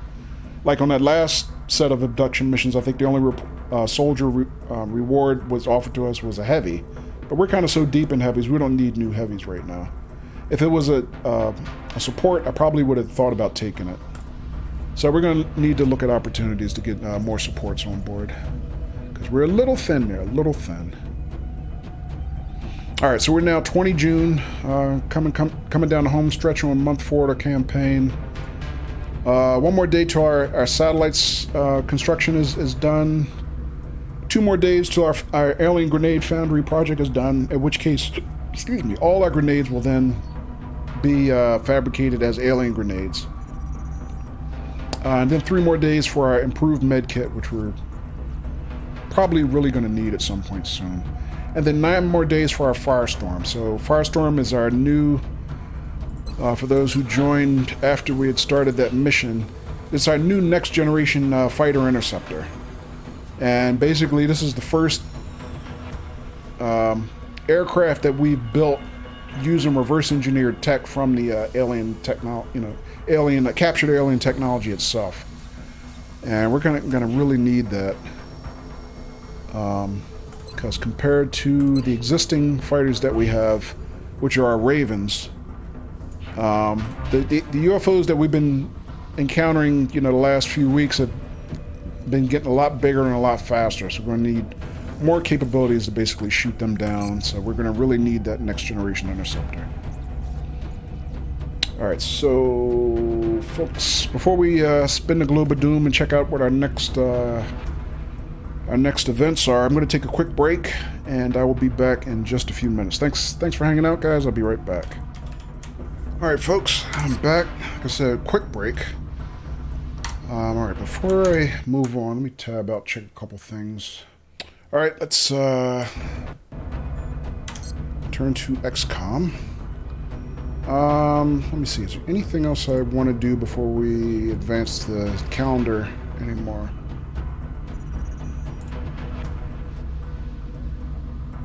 I don't think so. Let's just spin the globe and the hologlobe and see what we got. Commander, our satellite is prepped and standing by for launch. We are ready to deploy it on your orders. All right, so we completed our satellite constructions for this month. You know what? I was a little bit confused about exactly how many satellites I had in the queue for this month. So let me take a look at that. Okay, so we did have 4 satellites built this month. So if anybody's kind of wondering, you know, why we have no money, only down to 62 credits in our petty cash, one of the reasons is we stuffed 4 satellites in the queue for this month. So we should be able to handle easily pretty much all of Africa, and then, you know, kind of cherry pick other places where we're going to want to deploy more satellites. So yeah, we should be pretty good. We got a satellite nexus coming online. That one nexus alone, once it comes on in a few days, will cover all. We'll be able to control all four satellites. And what that should allow us to do also is, so we got satellite nexus coming in this slot here in just another in-game week. That'll actually allow us the luxury of taking out this old satellite uplink, standard uplink, which only controls 2 satellites, and then rebuilding that next month as a nexus without losing any control capacity for the month. So we had to build the uplink last month here, even though I wanted a nexus, only because the way our construction schedule worked out,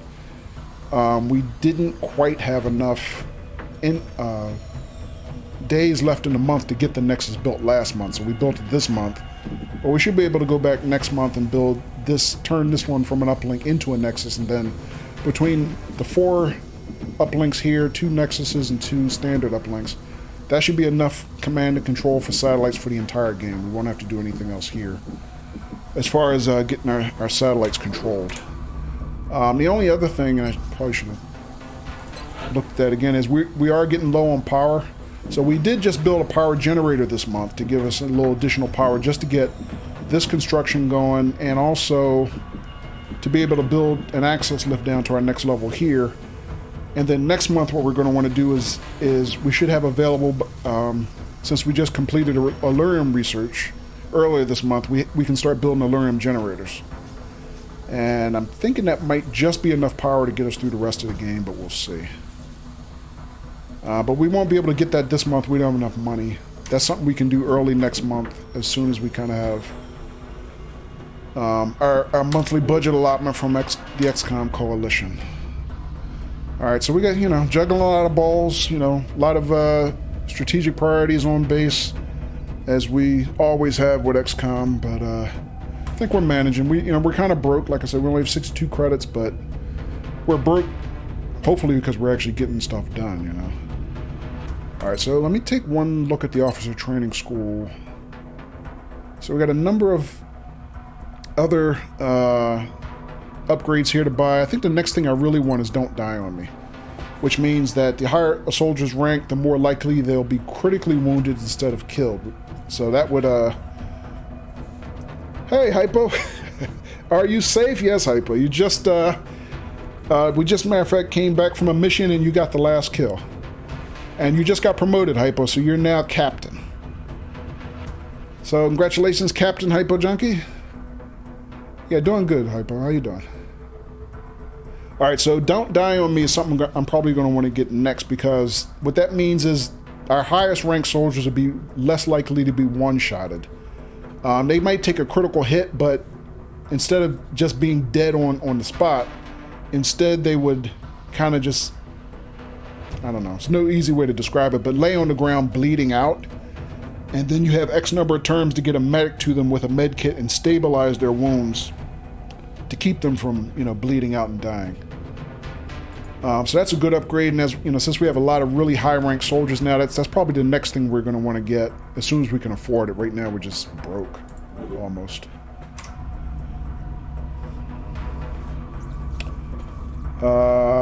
Let's see. Raven says, "Hypo, you killed me, and then Silk gave me proper burial."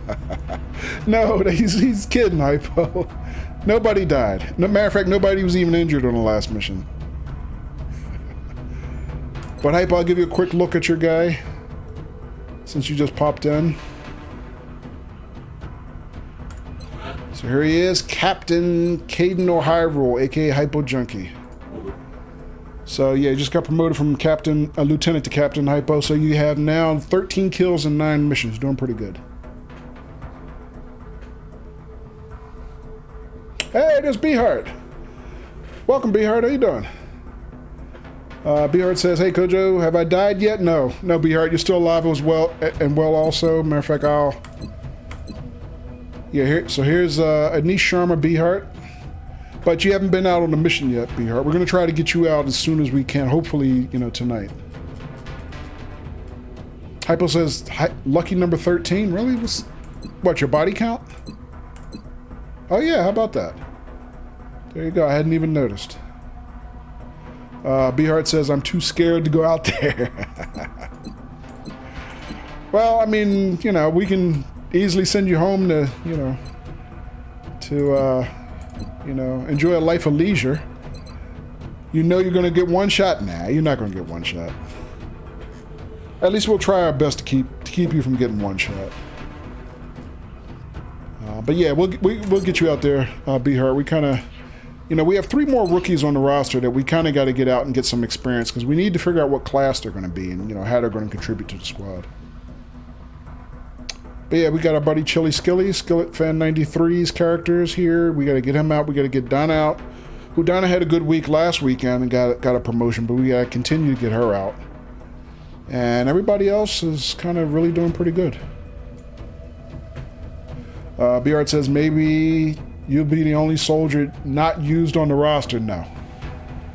Now I guarantee one way or another before all is said and done, you're going to be used. Beard.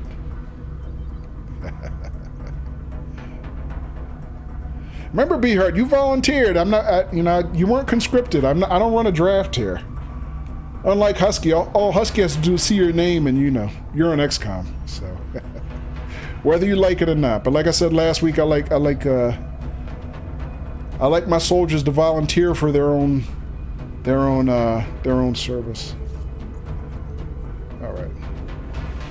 Okay, so let's roll, spin the globe, and see what else we got coming up. All right, so our another Foundry project is gone. We got alien grenades. Project is now complete, and what that does, and we'll go take a look in the barracks real quick. Matter of fact, we'll use Beehart as our model here. So when we go to the loadout screen now,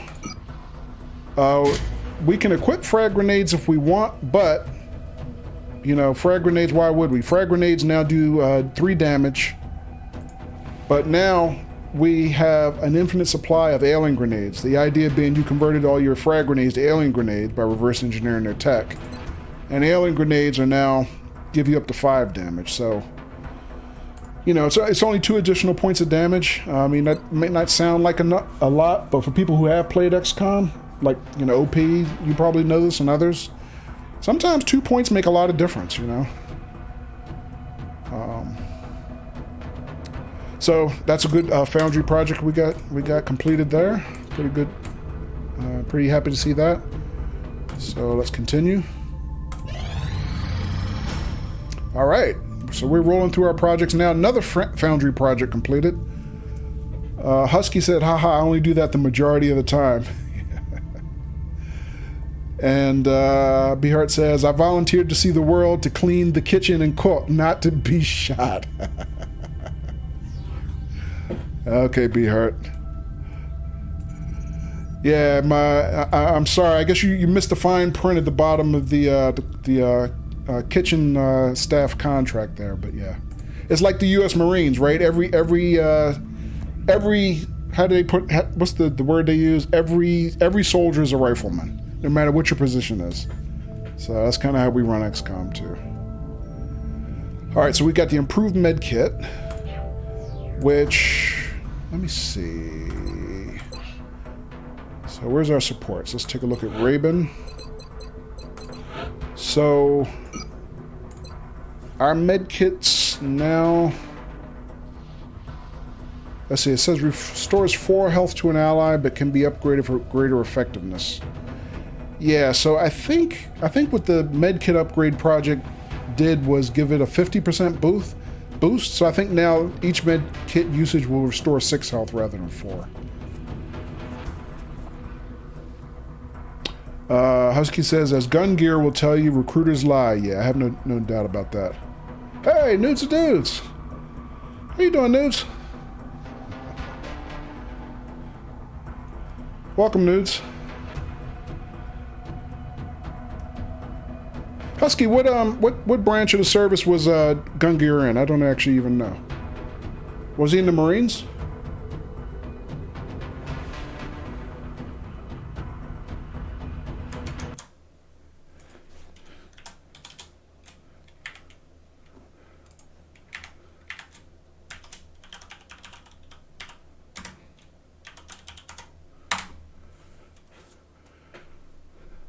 So a little quick shout out for our buddy Nudes of Dudes, who is also a terrific variety streamer. Currently, Nudes has been playing, don't tell me, Fallout 4. No, Fallout New Vegas. But everybody here pretty much tonight knows Nudes. But Nudes, I had just done a rounds of shout-outs just before we came back from our break and started here. And Sam the Man Gaz, welcome. How you doing today, Sam?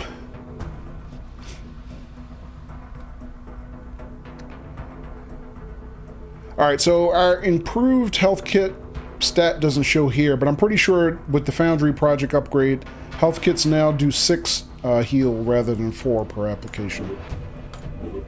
But yeah, the other thing, guys, if you notice, we finally started using our plasma weapons tonight. So Raven and Sanwaro both got the first of our first generation plasma assault rifles. Husky says gun gear was Army. Oh, okay, Husky. Thanks.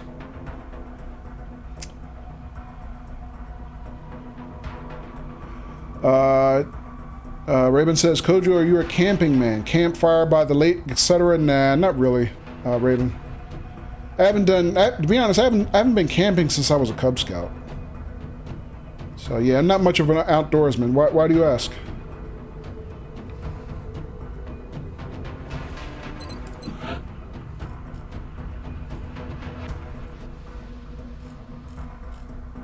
Alright, so guys, we also had Sanwaro join the squad tonight as a recruit.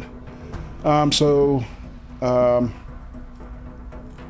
took over the character of what we're now calling Sexy San Lady Waro. From Spain, de España. And Sanwaro took over one of our established characters, which was used to be Captain Lopez, our second support. But yeah, first thing he did was came in and asked for the shaved head look. So yeah, a little sexy shaved head action going on there for Captain Lady Waro. So she did pretty good on that last mission. I think she got 2 kills. Sanwaro did. Probably close to a promotion. Didn't get promoted on that particular mission, but she's got to be really close at this point. Very sexy, right, News? See, Raven said, same. You went to some lakes today, and while you liked the lake, you couldn't see yourself camping overnight. Okay. But you could fire up a barbecue and leave at night, right? Yeah. Yeah, I don't know if we have a lot of big-time outdoorsmen here tonight. I mean, like I said, I hadn't really done any camping since I was a Cub Scout. And then I wasn't really alone. Alright, let's see. Where are we now? So we're now 23rd of June. We're in the final week of the month now. So let's spin the globe and see what we get. Whoa! So we got a terror mission. Alright, so we just went from a very difficult alien abduction mission to now a terror mission, which it says very difficult, but all terror missions are difficult. Good lord. We haven't had a terror mission in a long time now. So where's our terror mission? This is North America. Looks like Mexico. Leon, Mexico. Actually, you know what? I think I could have swore earlier in the campaign we had a mission in Leon, Mexico, because I remember noting when I saw the name Leon, I thought it was France. Because I think there was a Leon in France. I wasn't aware there was one in Mexico. Alright, but terror missions are, no joke. So, Beard said, meh, let the cartel handle it. Yeah. You know what, Beard? They probably came for the cartel. They'd probably be glad to see us. Sam said, I'm not going to be here for a while. You got to go really soon? Okay, no problem, Sam. Thanks for dropping in, peeking in. So for you guys who don't know, Sam is always visiting us from the future. He's kind of down under there, and I always like making note of what time it must be there. Probably about 12 a.m. on Sunday, right, Sam? Somewhere like that. 11, 12 a.m. Hypo says, oh boy, I'm in this mish. Yeah, Hypo, you're our second assault. So our first assault finally got promoted to max rank last week. And as a result, we've been sitting him and kind of getting you and Donna into the rotation when we can. Unfortunately, I didn't bring Donna on the last mission because it was also rated very difficult and she needs a little bit more rank. No, you didn't die, Donna. You're still alive. But let me see. We got another very difficult... But what's a Terra mission? All Terra missions are just stupid difficult. They really are. Alright, so... Let's see. We haven't had a Terra mission in weeks. Let me think about how I want to deploy the squad.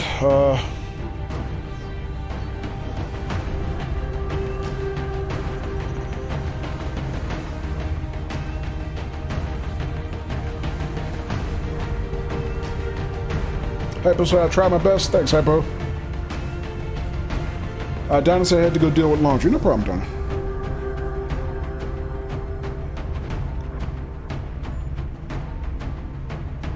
And by laundry, I assume that's some sort of euphemism, right, Donna?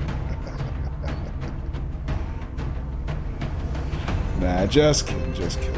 Alright, so let me think about this for a second.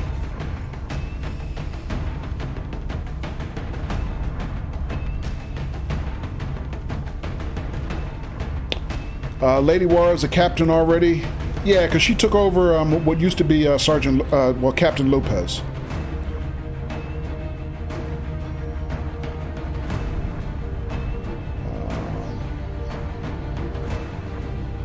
Alright, so I think our composition is going to be similar to what we took out last time. But we might want to rotate a couple positions. For example, let me take a look at Zhang. So, Zhang had Mayhem, Heat Ammo, Shredder, Bullet Swarm.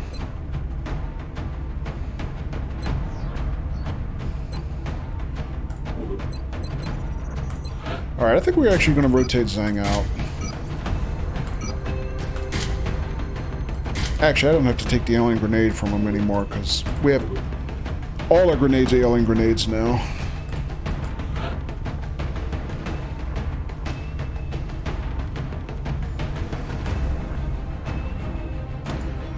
Instead, I think I'm going to bring...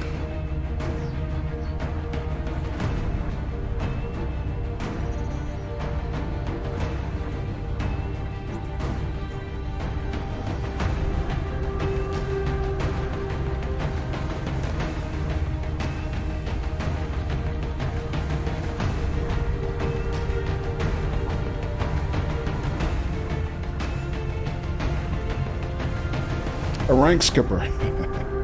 You have to start at the bottom. No, you didn't have to start at the bottom, Don. I did offer you the same character, but you know, for weeks nobody took that character, so you know. Every few ranks, Kojo kills me off, so I have to start all over again. Yeah, what can I say, Donna? Alright, so let me think. I think I'm going to bring Blast Pop. Because we're going to want a couple of our top soldiers just to kind of cover cover everybody else. But I don't necessarily want all of our 18. I'm still trying to get some of the mid-level soldiers to keep leveling up. I think we're going to bring Scott again. He's doing pretty good.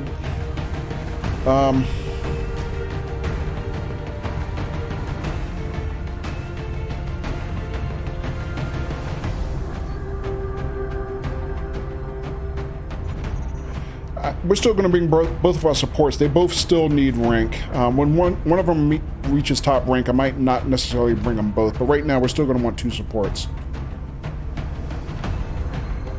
I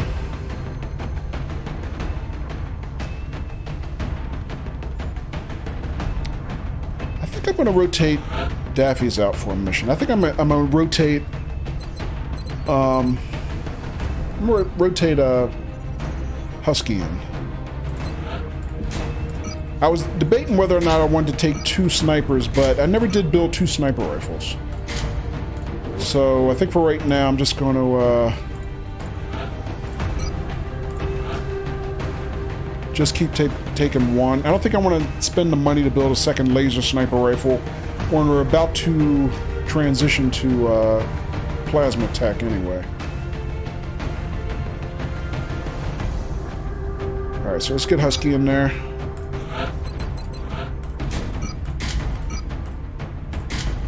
Let's see. Husky, give him the scope. I think last time, when you went out last week, I think we had given you the spare med kit. So now with the scope, hopefully Husky will be a little bit more clutch on some of the shots that he couldn't hit last week.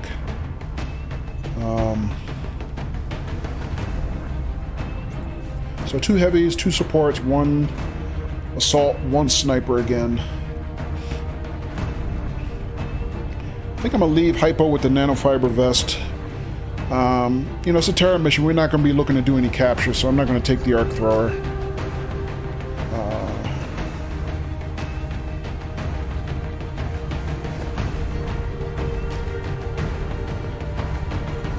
Sam said, you seem to not understand XCOM sometime, probably because you don't play much, yeah.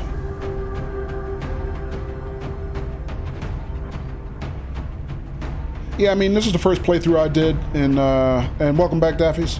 This is the first playthrough I did, Sam, in 3 years, but, you know, it comes back to you. You just have to, if you spend time on it, it comes back. How'd it go? Good, Daffies.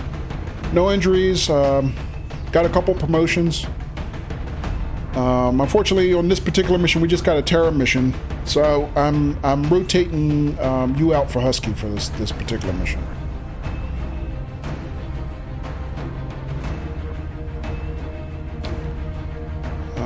Let me see. Is there anything else I might want to do? Let me take a look at Scott's build real quick. What do I give him in his skill tree? So rocket, bullet swarm, suppression, and heat ammo. Okay. So just in case we get another cyber disc, we still have heat ammo on both of our heavies, which would be good. I mean, since it's a Terra mission, what we're really going to be looking at is chrysalids. I mean, we're definitely going to get chrysalids. Nasty bastards, which we haven't seen a lot of. Nude says, Husky has some interesting hair. Yeah. Yeah, this is, I mean, I'll call it the XCOM special nudes. And I think this is like a traditional hairstyle from one of the original versions of XCOM from like back in the 80s or 90s or whenever the original XCOM games came out. This one actually being a reboot of that original series. But yeah, Husky chose that, so. Yeah. Sam says, alright, gotta go. Alright, Sam. Enjoy your day.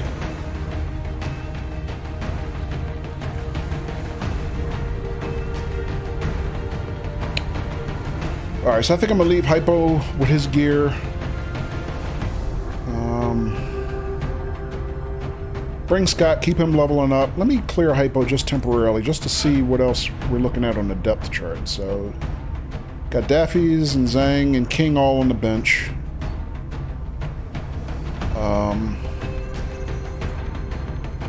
So we're bringing in Raven and Sunwaro. We got Hypo. We got Scott coming. Hypo is probably going to come. Husky's coming. Donna would be next on the rotation. I'm just a little... Donna's a little bit low rank, I think, for a Terra mission. As if Donna doesn't rag me enough about getting her killed. If I bring her on a Terra mission like this and then we get her killed, I'd never hear the end of it. So, yeah, I don't think I want to rotate Donna in here. So if I don't bring one of my colonels, the next best choice is Hypo. So, yeah, I think that's the best thing to do. Alright, so, yeah, we'll just go with that. Let's see. Scope for Husky. Grenade for Blast Pop. Scope for Scott. Med kits for both of our supports. Let's see. Somewhere, do you have a second? Do you have deep pockets yet? Let me check. No, not yet. I think somewhere gets deep pockets at Major. Actually, you know what? Raven's character, do I... Oh, yeah, he gets the alien grenade by default now. Okay. Who else is carrying grenades? Anybody? Raven is. Blast Pop is. Yeah, he has the alien grenade. Okay.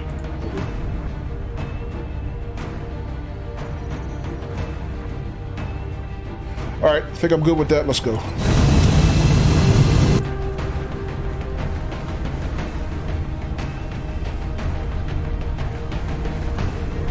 Visual on the mission site. Setting down.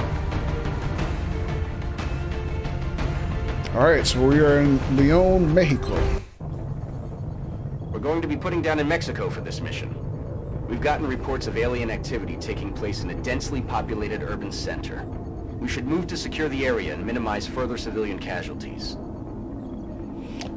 Alright, so mission objectives for a terror mission. This terror mission. Approach civilians to enable evacuation. So we are going to have civilians in the theater of combat. And as Saya was asking earlier, what is the objective of the mission? The previous mission was just seek and destroy. Just find the aliens and kill them all. This one, not only are we trying to kill all the aliens, but we're trying to rescue civilians in the field. So that's an extra complication. And let's see, other objectives: minimize civilian casualties. Neutralize all hostile targets. Alright, so nothing else to read there.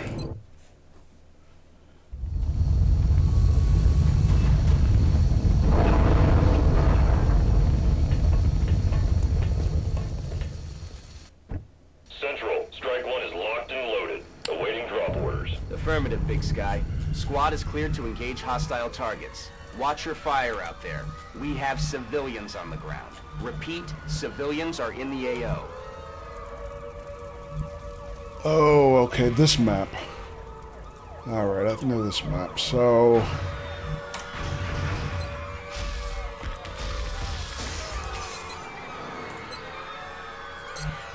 Alright, so you can see right here, right within our field of vision, we've got, looks like, 1, 2, 3, about 6 or 7 civilians right here that need rescuing. And the way we actually rescue civilians is we move our soldiers into these little circles and basically, I don't know, you know, tap them on the shoulder and say, hey, stupid, get the hell out of here.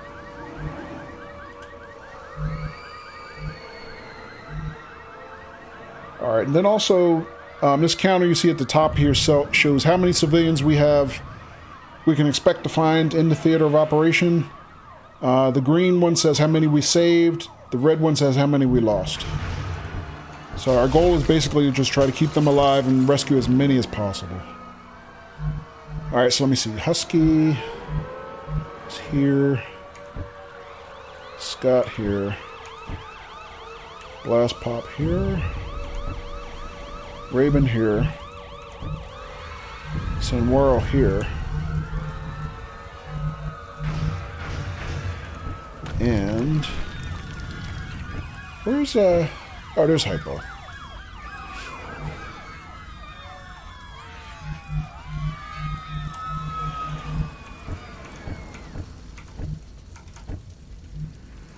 Alright, where's Raven?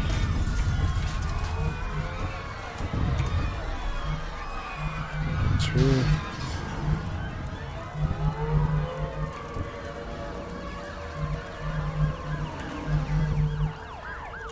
Alright, I'm gonna move Samwara up here. Try to get our first rescue. Good to go. Move. Alright, overwatch him. Actually, no, I'm gonna hold his move. Her move, rather.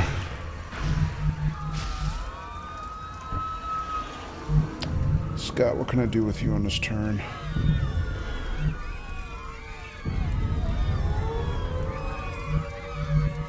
Let's move Scott to here.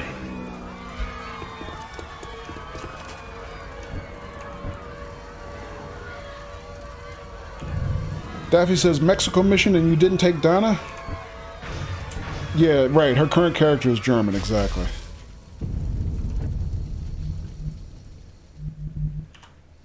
Alright, let's see. Blast Pop. Enemy in sight. Whoa, contact. Oh, crap. Alright, so we've got 2 chrysalids. Holy crap.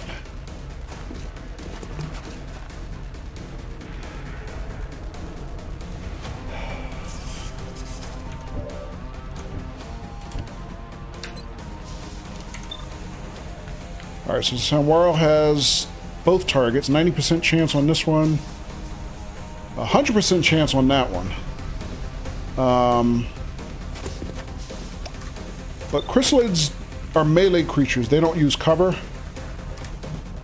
Which means they have to move to you to do damage. But they're also very hard to kill. So they're hard to hit because they get like a base defense of 10% even just standing in the open.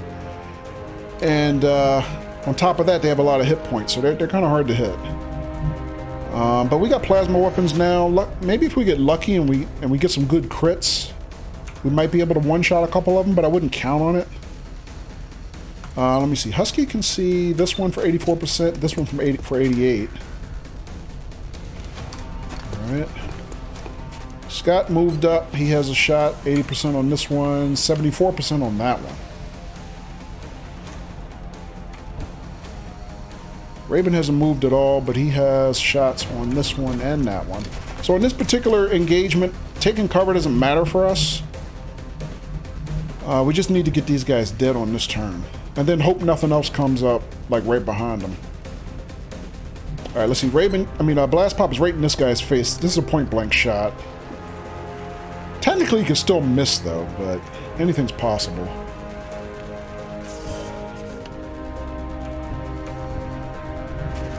Alright, let's start with our juniors and see if we can get anything good. So, let's give Scott this shot. Alright, so he hit, but he didn't crit, and it didn't kill him. That one still has 2 points. Good shot, though, Scott. Let's see if we can get Soundbro to finish it off.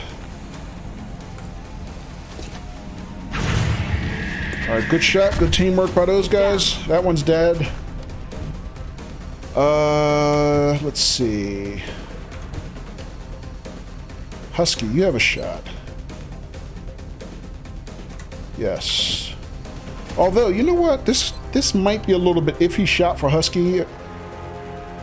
Only because snipers have a weird thing where even though it doesn't show on the math, they have a better chance of hitting when you're at long range than they do when they're closer. So it's kind of hard for me to say if Husky's kind of in that range. But he could take a shot. Raven could take a shot. Hypo could probably get in here on a running gun and take it out, so we can get it dead pretty easily. Let's let Husky take the shot. We still need to get some leveling up on him. And he can do up to 7 damage. I'm going to give him a headshot to hopefully have a chance of getting a critical hit. Nice! GG, Husky. 13 crit. Beautiful. Raven won't miss. He's got decades of COD experience. Yeah.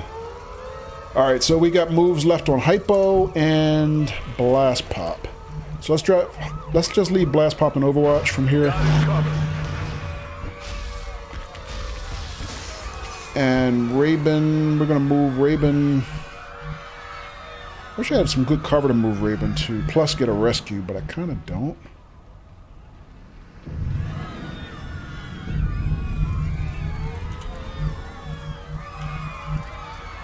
I could dash him up here to get a rescue. That wouldn't be too bad.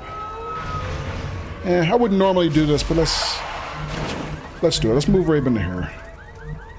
Actually, let's move him in 2 stages. I'm gonna move him to here first. Alright, he didn't see anything. Let's see if we can get another rescue.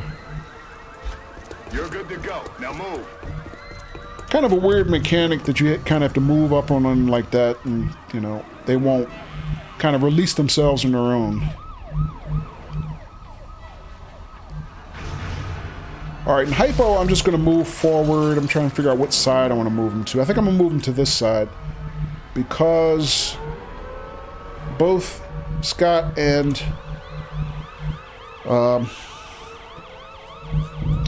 Sanwaro use their shots, so they're not on Overwatch. So I'm going to move up Hypo to this side. You're clear. Move out. Alright, end of turn.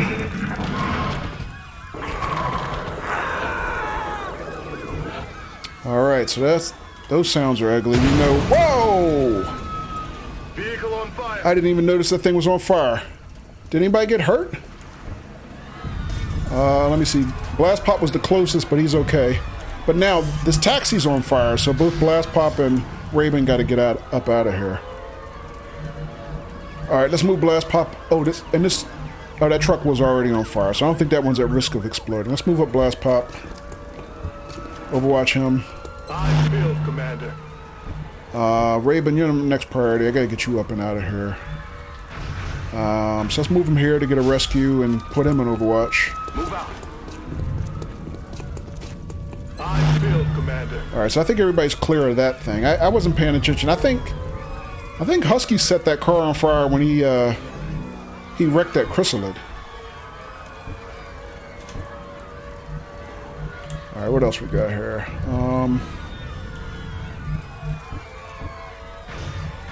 Hypo, can I move you up for a rescue? I mean, technically I can move him here, but I don't think that's a rescue. I think he's just outside the circle there, but it's hard to tell. Let's move him here, though. I got you. Go. Alright, let's see. Sanwaro, Scott. How far can I move you guys? Move Scott to here. Sanwaro should have a pretty good range of motion being a support. Let me move Scott first and put him here. It's not in forward cover, but it's as far forward as I can get him. Overwatch. Aye, aye. Move up Sanwaro to this spot. He might activate something, but that's okay. Nope. He's got a little bit of eyes on to the next section. So yeah, what we kind of have on this map here is a collapsed bridge. It's kind of a nasty map. I mean, but I don't know why I always say that. All XCOM maps are nasty. Let's put Sanwaro on Overwatch. On Overwatch. And all I gotta do now is worry about Hypo. Well, Hypo... I'm just gonna leave you on Overwatch also. Actually, I'm home.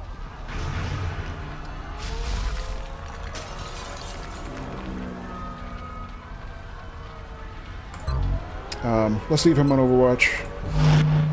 And let me think about where we can move Husky. Get him up here on one turn. Did I miss anything behind us? No.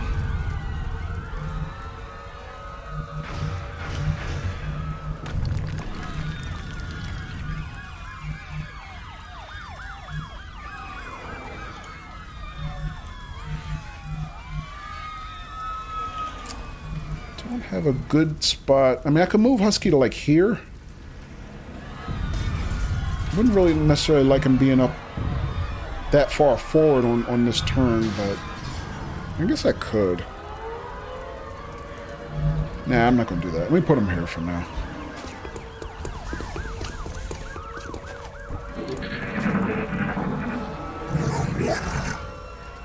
What the hell was that? I didn't even recognize that sound.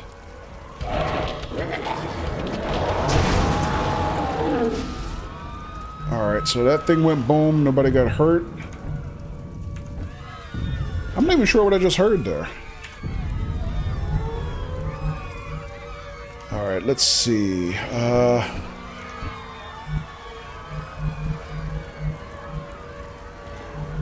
Hypo, how far can I move you on one turn?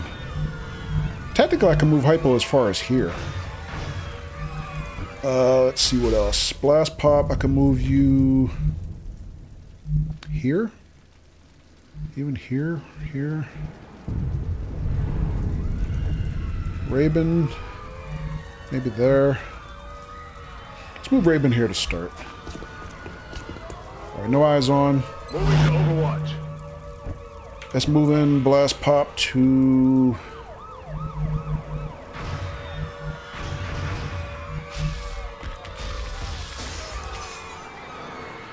here. Move your ass. You're safe. Yeah, really. Alright. Overwatch him. Roger that. Scanning. Sanwaro, Hypo, Husky, Scott.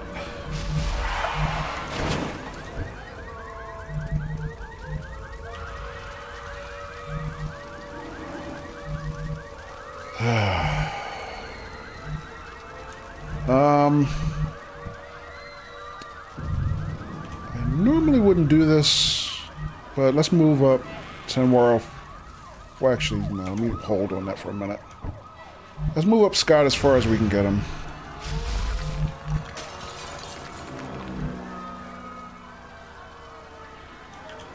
No forward cover there. I don't like that spot. Let's move him here. Alright, it's okay. Roger that. Scanning. Husky, where do I want you, ultimately? Maybe about here? Give him a good field of vision across the whole map. Maybe here.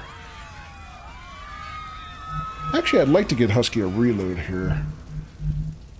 Yeah, he'll be alright. He's got plenty of ammo. Let's move Husky here.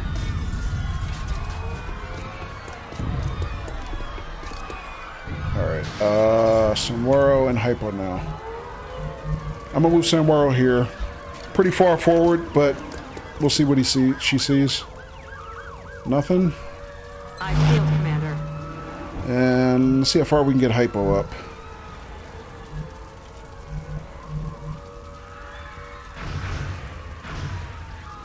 Silk said you have a civilian near that car behind you.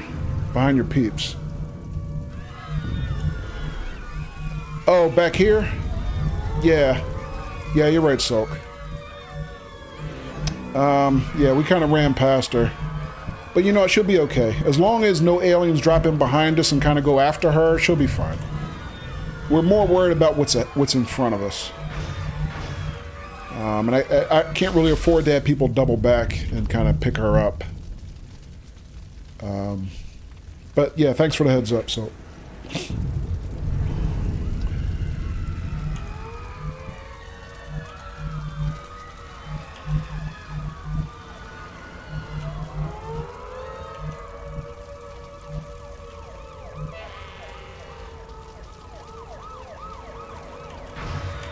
Do I have lateral cover?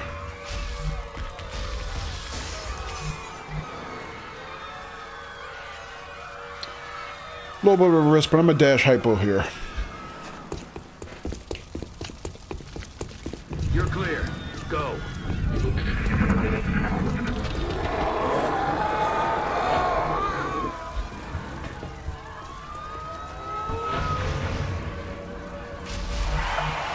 Okay.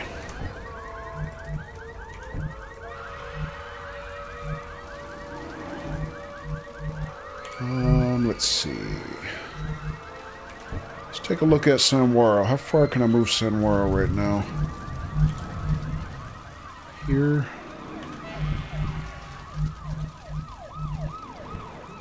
Got a civilian here I need to kind of get up out of here.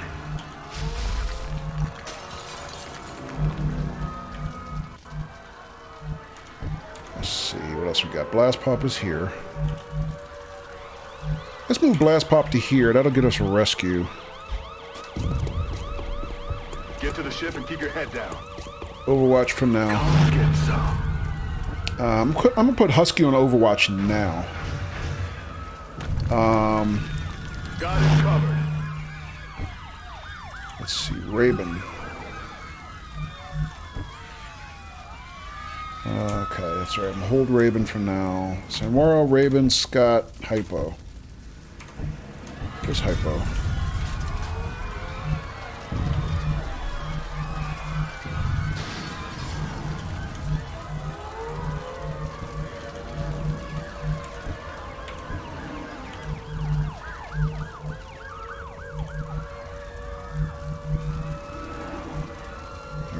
Alright, where's Raven?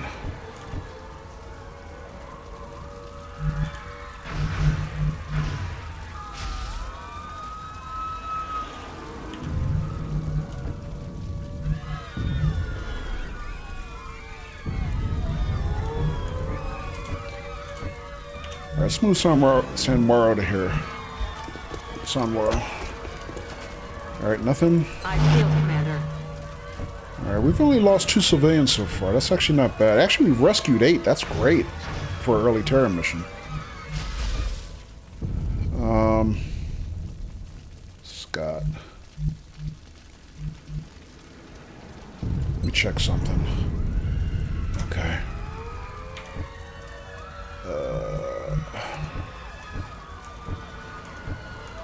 Three. Okay.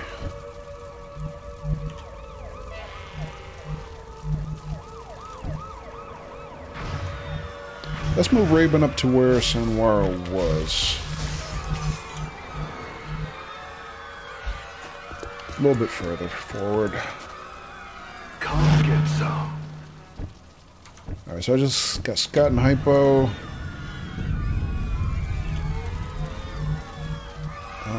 Scott has no forward cover. I think I'm going to have to dash him somewhere. Let me move Hypo up.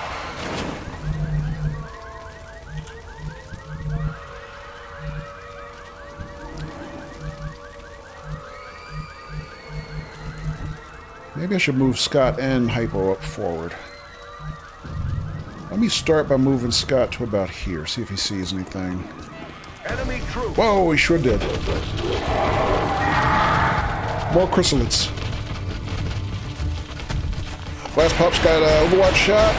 Got a hit, did 5 damage. He's dead. Somebody one-shotted a chrysalid. I didn't see who that was. Alright, so we got a good Overwatch turn. Everybody got hits. I think that was Sanwara got a kill. I think. Might have been Raven too. I think they both were in Overwatch. Let me see. Scott, you still have a move. Do you have... You don't have line of sight on that guy. So I got Hypo and Scott with the only moves left. I'm going to Overwatch Scott. Again, cover doesn't really matter against chrysalids. They're melee creatures. So they got to move to you to do damage. So I'm going to Overwatch him. And I think I'm going to move... Actually, I'm not. I was thinking I was going to move Hypo forward, but I'm afraid of activating something else. I'm just going to Overwatch him.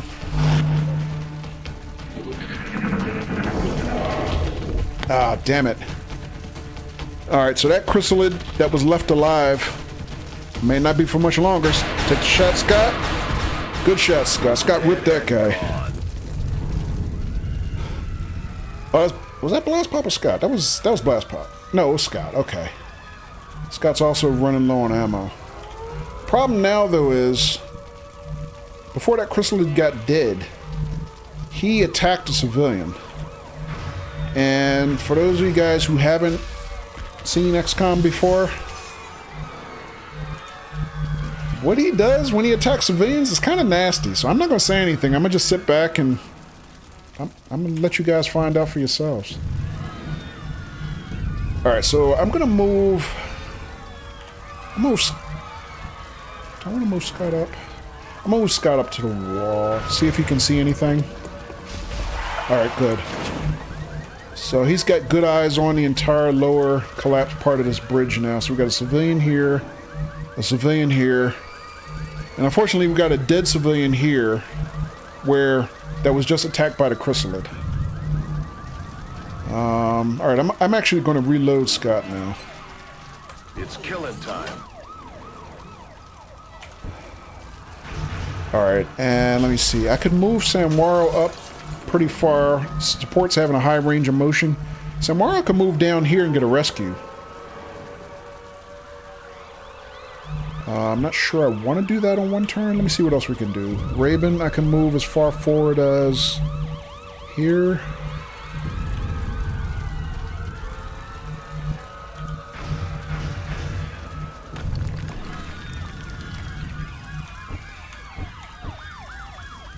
I can move Hypo to not far enough on this turn to get rescue here, unless I run and gun. Let me just move Hypo to here. Oh, there's another chrysalid there. Damn it, I didn't even see him. I didn't see that. That dude? I know, right, Beehart? Beehart knows.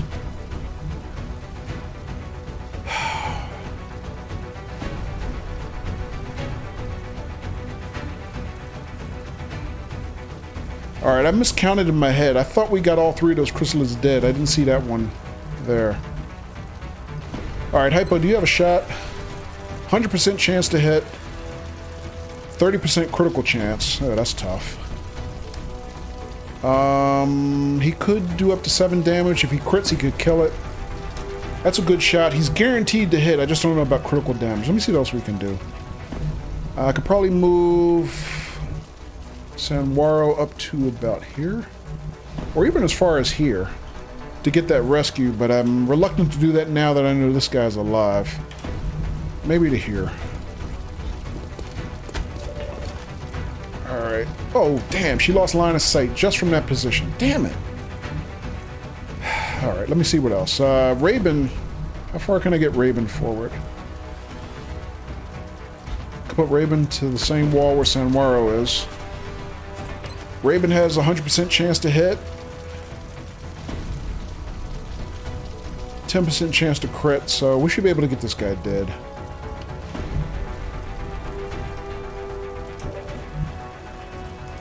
Let's give Raven a shot.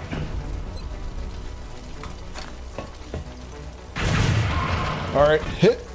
Did not crit, did not kill. Hypo has a shot. Blast Pop still has moves.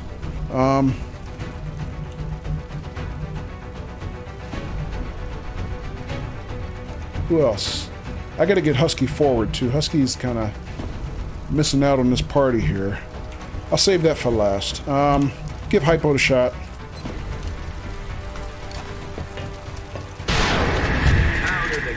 GG, Hypo. Good shot. Alright, so now we just got Husky, Raven, and Blast Pop. Let's move Blast Pop up to here. Overwatch him. Roger that. Scanning.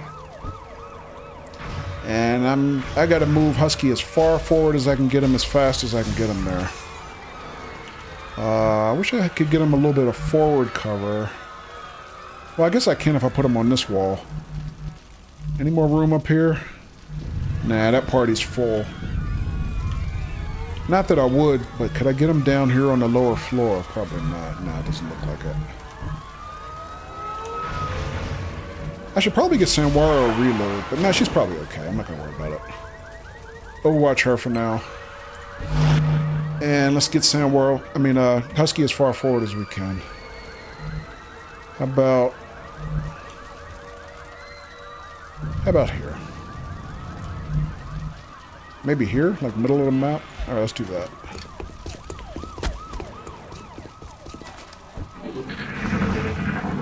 As unprofessional as it sounds, the bite seems to have turned him into a zombie. Not good. So yeah, as you guys can see now, that dead civilian is no longer what you would fully describe as dead. Wow. Whoa, so between Blast Pop's Overwatch and even though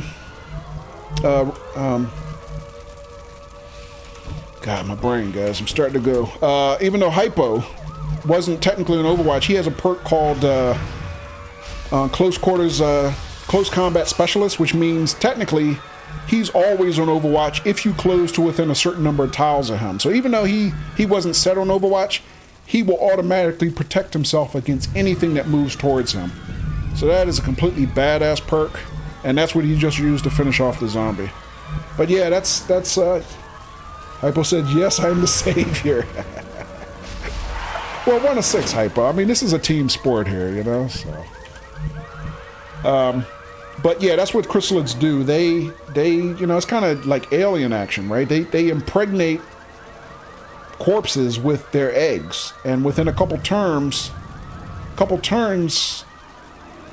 the corpses reanimate. And there's actually a little bit more to it than that, but I'm not going to say much more about it. So yeah, chrysalid attacks still have more surprises in store. So let me see. I think before I do anything else, I'm going to take some reloads. So I'm going to reload Blast Pop. I'm ready. Reload Husky. Good to go. Actually, I should have moved Husky and reloaded him. That was short-sighted. That's okay. Reload Raven. Oh yeah.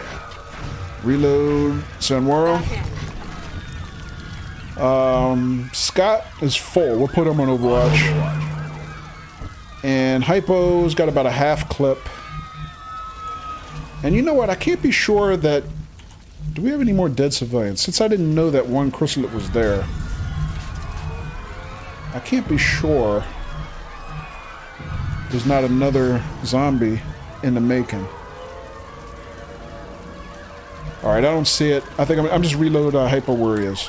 It's killing time.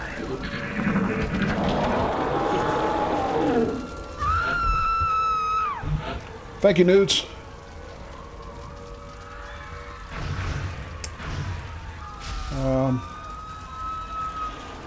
Blackheart says, "Team player, when it comes to getting egged, you are on your own because I'm out." I hear you, B-Heart. Alright, guys, I'm gonna do a quick save here. Don't ask me why, just something in the back of my head just tells me to do a quick save.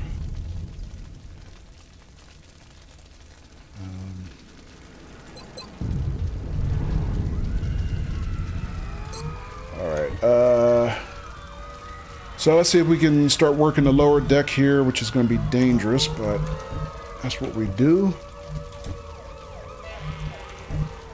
So let's start with Blast Pop. How far can I move Blast Pop? That is not a dashing move. Can I? He can't jump down here? Oh, I see. There's no path for him to jump down from this side. He's actually going to go around. Got to go around and come down the ladder. Oh, that sucks. Okay. Let's see. Sanwaro. I was looking at... Oh, and Sanwaro's got another promotion. Nice, Sanwaro.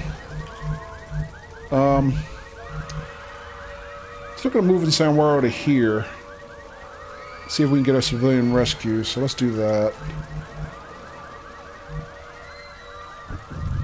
Actually, before I do that, let me check everybody else's range of motion.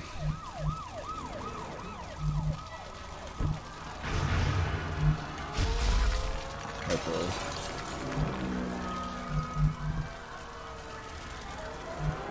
Here. Raven. Another good range of motion.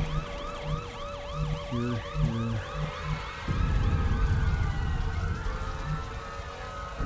Hypo.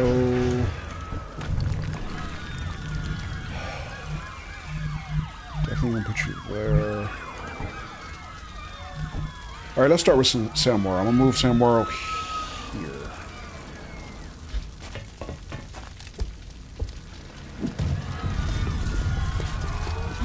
Alright, she's got a rescue. We're up to 9 saved, but we lost 6, and we have 3 civilians remaining somewhere. Got my eyes on. Alright, leave Scott there for now. Let's move Raven. Raven's got good range of motion.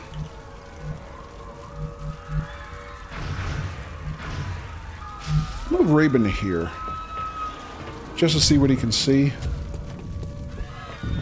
Alright, so Raven's got eyes on to the upper deck here, this side. The end of the map is kind of right here. So there can't be many aliens left.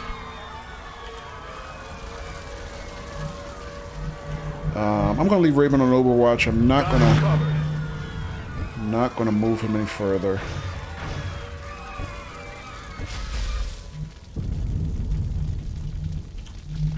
Kind of annoyed that Blast Pop's got to come down here to get to the lower deck, but oh well. That's all I can do. Hypo. Alright, I think I'm going to move Hypo in here to get this rescue. It'll be a dashing move, but again, he has close combat specialist, which means he can still protect himself if something comes at him, even though he won't be on Overwatch. But I'm going to save that, I think, for the last move. Let's move up Husky. Put him about right here. Give him a good look forward. I'll put him on pistol Overwatch for this turn, but he'll be on full sniper He'll have his full sniper rifle on the next turn. Blast pop. I can move you a dashing move down to here. Here.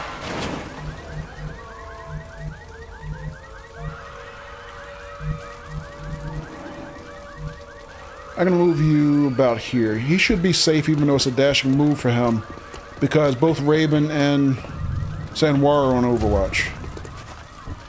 Alright, so I just got Scott and Hypo to worry about now.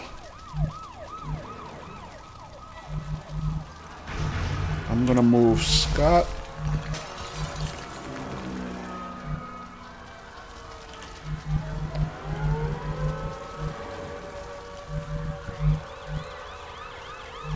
I'm going to dash Scott up here where Sanwaro is.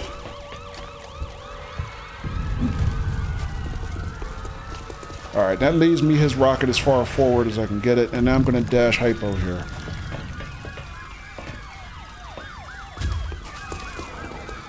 You're clear. Got a rescue, and nothing's coming at us yet. Something's there. You hear that?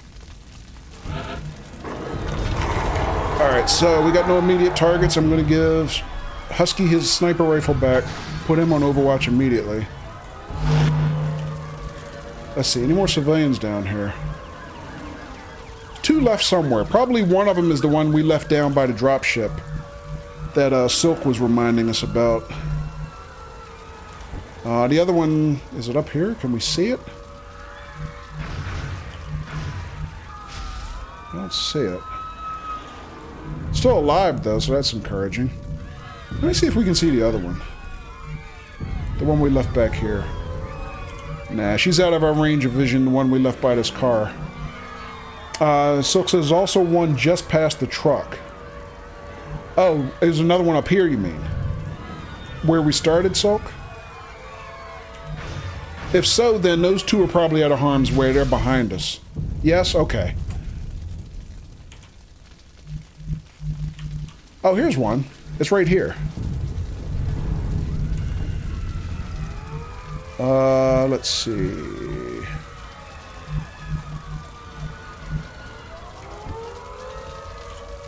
So I can get Sanwara to move up here for a rescue. So that's probably the last civilian forward that we have to worry about. Should I move anybody else?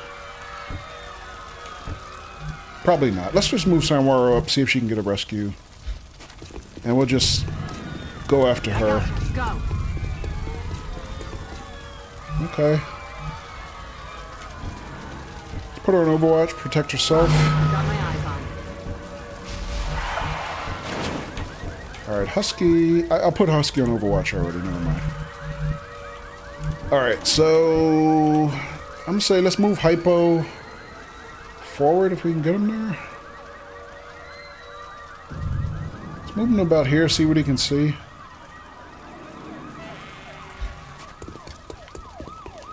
Can't see anything. Alright. Raven, how far can you move? Nobody can get up on the upper deck quite yet. Let's move him to here. Nothing. Let's Overwatch Raven. Overwatch. Aye, aye. Scott.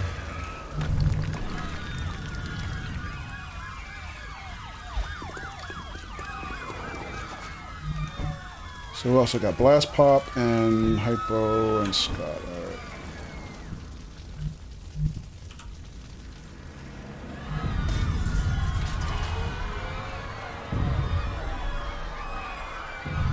Let's move him here in Overwatch. I'm not going to move him all the way up.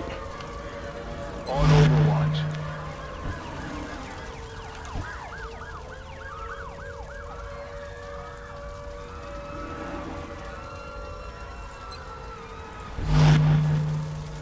I'm on it.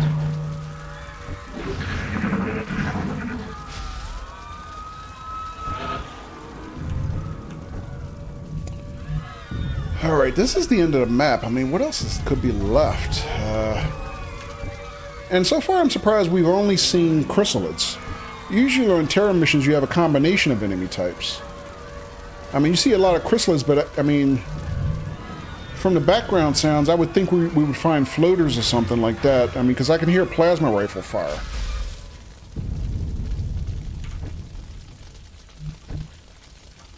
Alright, Hypo's our assault.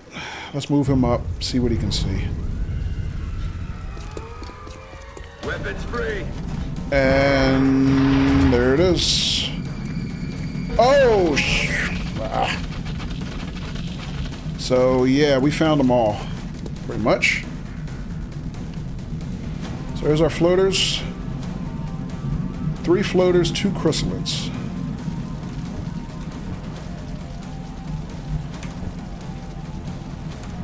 Alright, so Scott is looking right at a chrysalid in his face.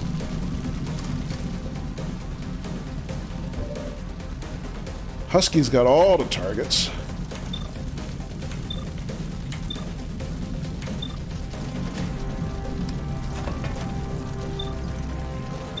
Right now I'm a little more worried about the floaters, to be honest, than the chrysalids. Let's see. Hypo, how far can I move you? He still has his running gun.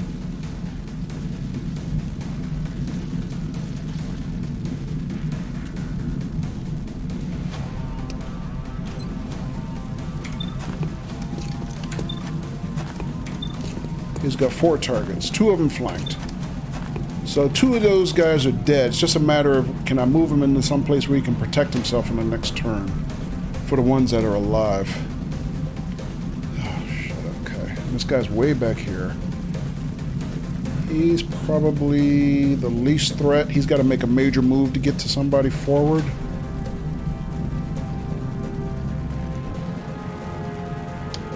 Damn. Raven, do you have any targets? Raven has that chrysalid as a target, okay. But he can't see anybody else, but he's out of cover. Blast pop, who can you see? You can see that that floater, but he's behind full cover, 35%. Not a great shot. Sanwaro can't see any immediate targets, but that means she's protected, which is a good thing. But she is at risk from this chrysalid if we don't get it dead.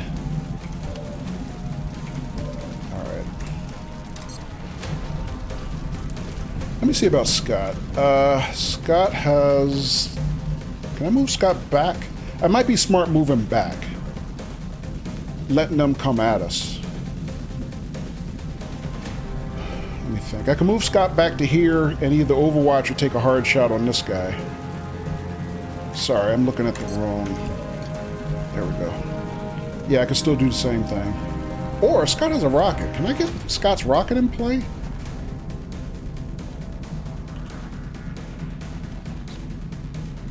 I mean, he doesn't have line of sight, but if I could get a couple of these guys dead, that would really help. It might be a tough shot from where he's standing. Plus, if we don't get all the floaters dead, he'll be flanked on the next turn. So I could do that, but that might be tough. Alright. You know, let's give Husky the first shot. Try to thin out the herd a little bit, see what we can do. So, chrysalid... Floater, 58%. Chrysalid, 88%. Floater, 58%. Other floater, I can't read that. What is that, 78%? Alright. For him, these are 2 tough shots. Is that a flanking shot?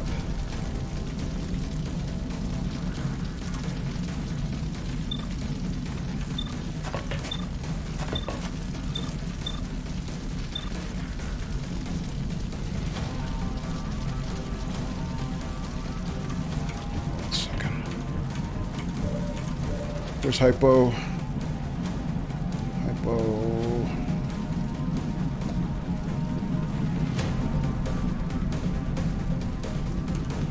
Also, Raven has a grenade, right?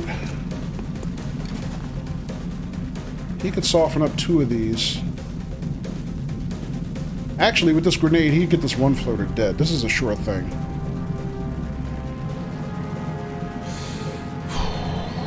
Alright, somebody else has grenades. Scott does not. He has a scope. Who else has a grenade? Raven has one. Blast Pop has one.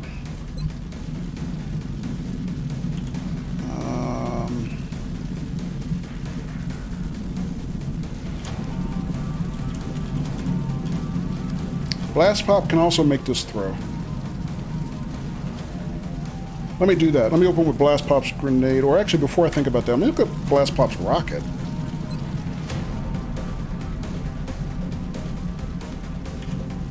I almost forgot he had rockets. Remember, Scott had them, but I forgot Blast Pop did.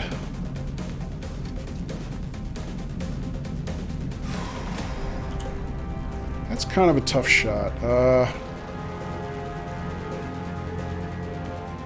He might be able to do it, though. If I can just hit the right hot spot.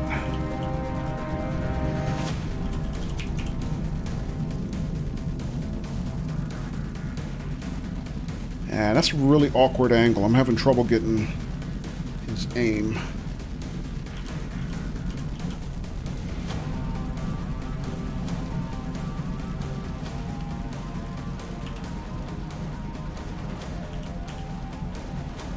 That's tough. I don't know if I can make that shot. Oh, wait. There it is. Alright, if I can hit that shot without hitting Hypo, and assuming he doesn't miss, this might solve a lot of our problems. Let's start there.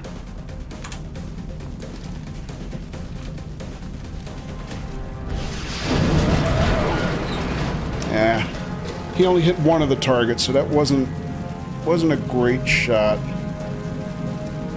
Alright, so that was kind of tough, but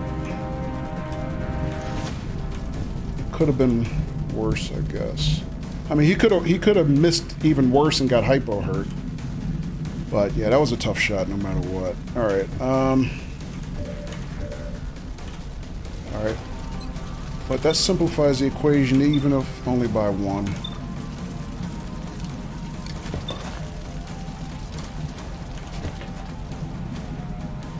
See, we got a floater here.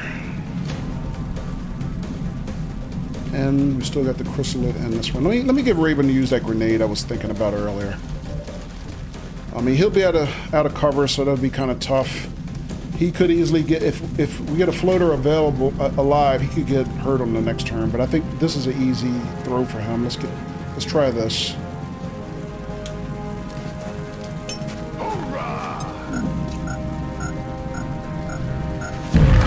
Alright, so we got another floater dead, and we got some damage on the chrysalid. Scott, he's looking at this guy.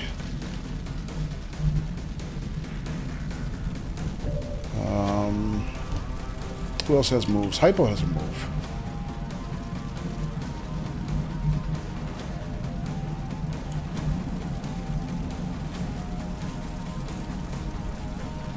This is risky, but let's do this.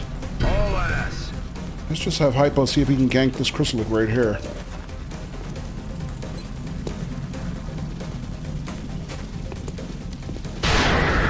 Alright, whip that bug. Whew! Alright. What are we down to? 2? Alright, let's see if we can get Husky in on some of this. He's the only one who can get that chrysalid, so let's just do, I mean, that floater, so let's do that.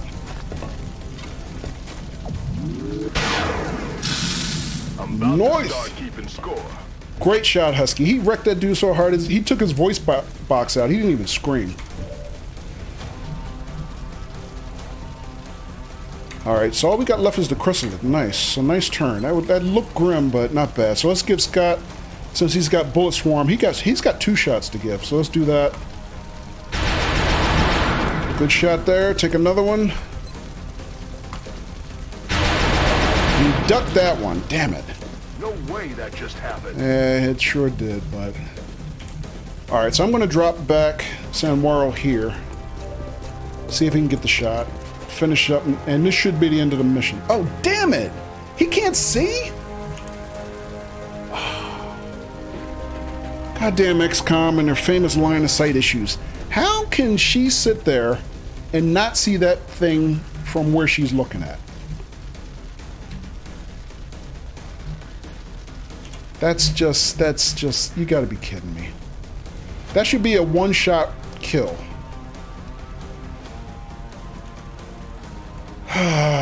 Game, come on, game. Seriously. Alright, well, that's the only move we got left. Overwatch Samwara. That thing moves. Hopefully Samwara can see it then. There we go. Don't miss, Samwara. Woo! Clutch shot, Samwara. GG. All mission objectives completed. Alright. Good job, squad. Good job. So, 11 aliens killed.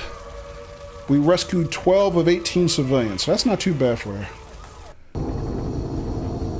any terror mission, really.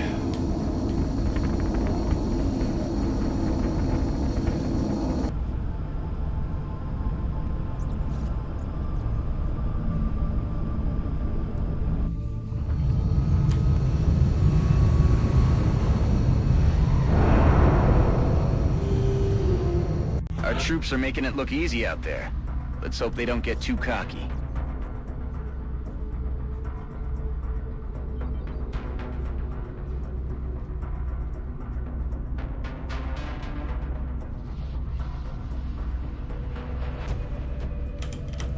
Thank you, Deffies.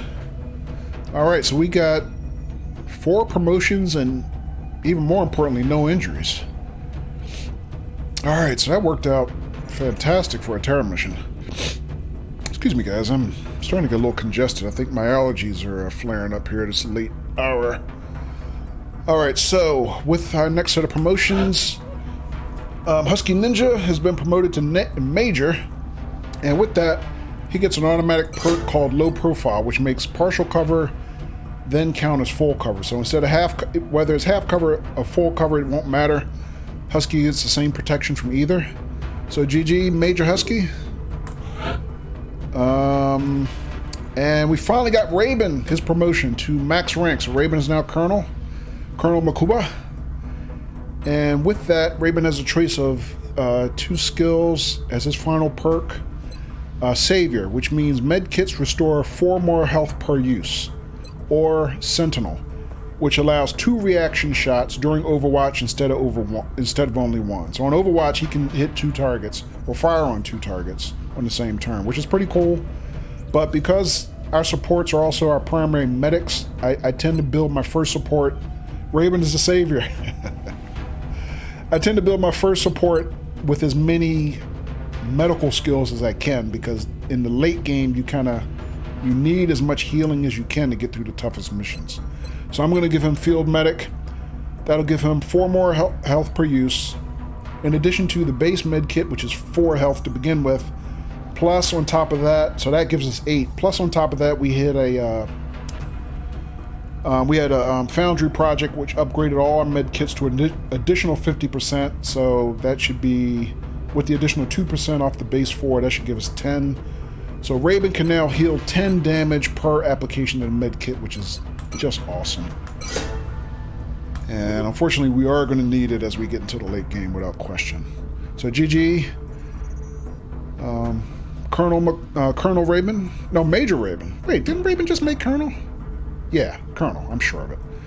All right, so Sexy Lady Waro, Samwara, has now gotten a promotion to Major. And with that, she gets an automatic perk, Deep Pockets, which means that she can carry now an additional supplementary inventory item. So in addition to her med kit, she can carry things like an extra grenade. She could carry the arc thrower. She could carry, armor vest to wear under her main armor. That makes supports very versatile soldiers in general, kind of having that extra inventory slot, in addition to being good field medics. Plus, they're just good basic soldiers. I mean, supports are kind of underrated in the game, if you ask me. They do a lot of things well.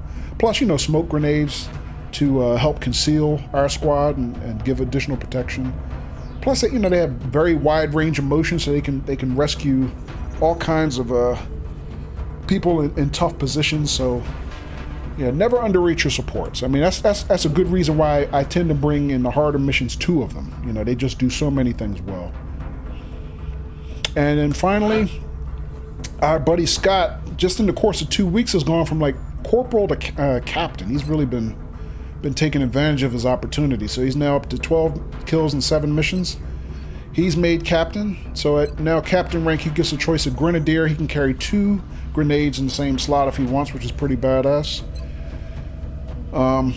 Or he gets danger zone, which increases his area effect. It basically makes his rocket blast or his suppression effect wider.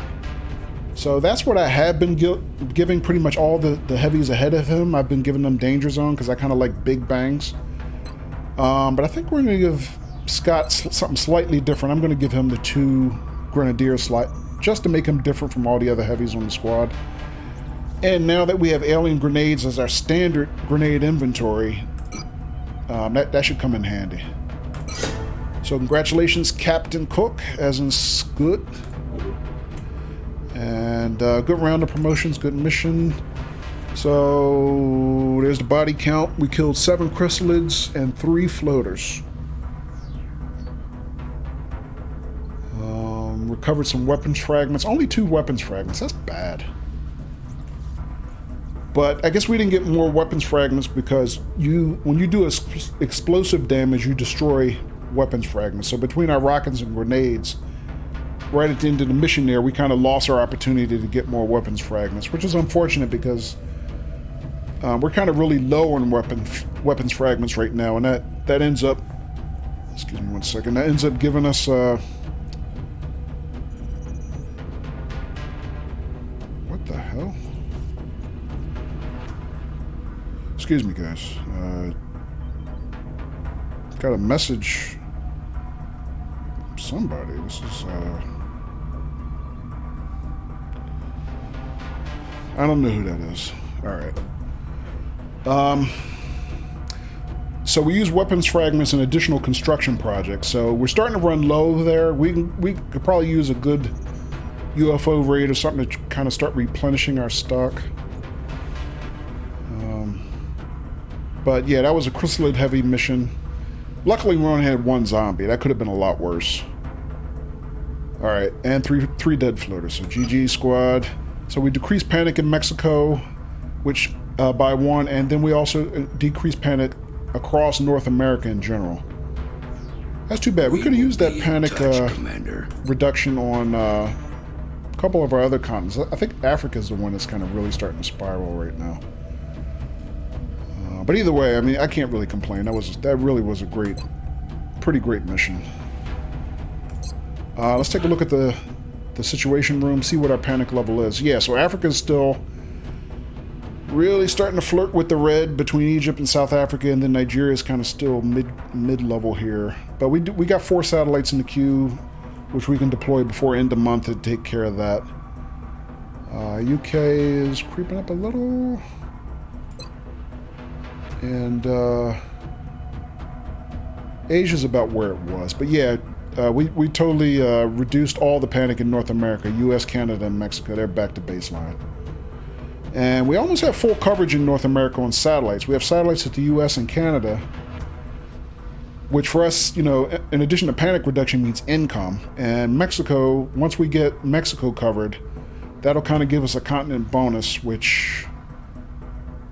the bonus there is air and space. That means... I'm receiving you. Hush, Brad. We confirmed that contact was invalid hours ago. Air and space bonus gives us discounts against construction of our interceptors. Which, you know what, that would have been really nice to have before we started building our new Firestorms. But I can't complain. We're doing okay otherwise. You know what, let me look in the gray market and see how many weapons fragments we have. So we're down to 83 weapons fragments total. That's pretty low. I mean, we like to be in the triple digits here. So we got to pray for some missions to help us scavenge some more. And when we do get on missions, you know, we were kind of desperate at the end there to get rid of those last 5 aliens, so... Stop stalling and get your asses out there. Hush, Bradford. I was kind of desperate to get, those last 5 aliens dead, between 2 chrysalids and 3 floaters, so I didn't mind letting the explosives fly, but it did cost us in terms of weapons fragments. Alright, let's see, is there anything else we want to do? We're getting close to end of month. We might be able to make end of month before the stream ends, to be honest. That would be cool. Let me take another quick look at the event list. So, 3 days till satellite nexus goes in place, at which point we can start putting our satellites on station. We only got 5 more days before end of month. Okay, so we're really close. 4 days before we get our firestorm, 6 days for the council report. Other than that, I don't think there's much more we can do except spend, see if we can get through the end of the month now. Oh, great. So we get a request from Brazil. A council member country. They're looking for us to build them 3 arc throwers. In exchange for the reward of 4 scientists, and we have 20 days to fulfill their request.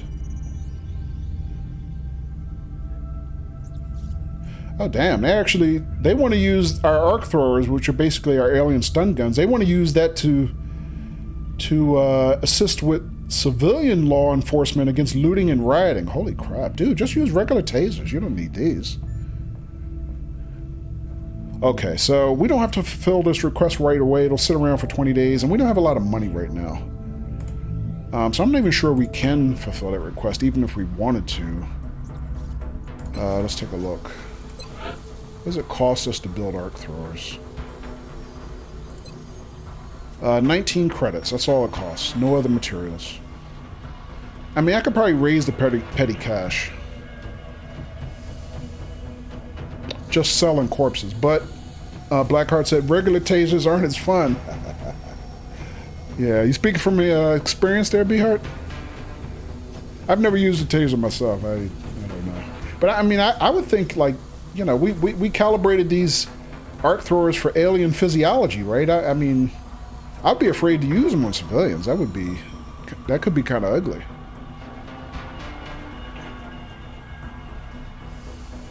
Plus, as it says here, we kind of use them. They're most effective against weakened enemies. So, I mean, what are you going to do? Beat the civilians and then tase them, or fire the arc thrower? I don't know how that would work. Anyway, I'm overanalyzing. All right, so let me think. 20, 40, 60. What did I say? 480. Yeah, we don't quite have enough money to build them all. I think we're $1 short. Or 1 credit short. But you know what? Even though I was tempted to say, let's wait till next month.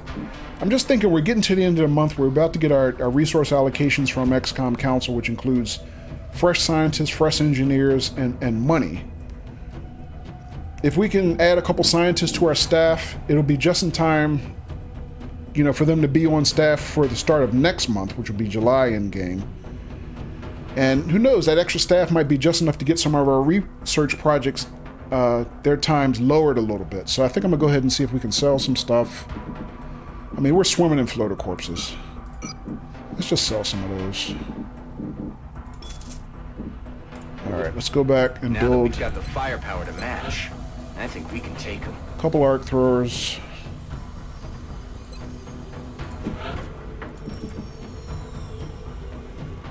Wait, it was 4, right? I kind of... Sorry, guys. My old man brain. Sometimes I literally forget things the minute I try to remember them. 3. Oh, jeez. Okay. Glad I checked.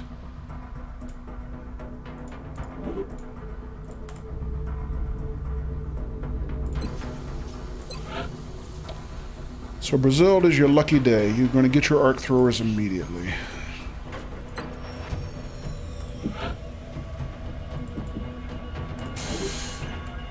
And we're not broke. Woohoo!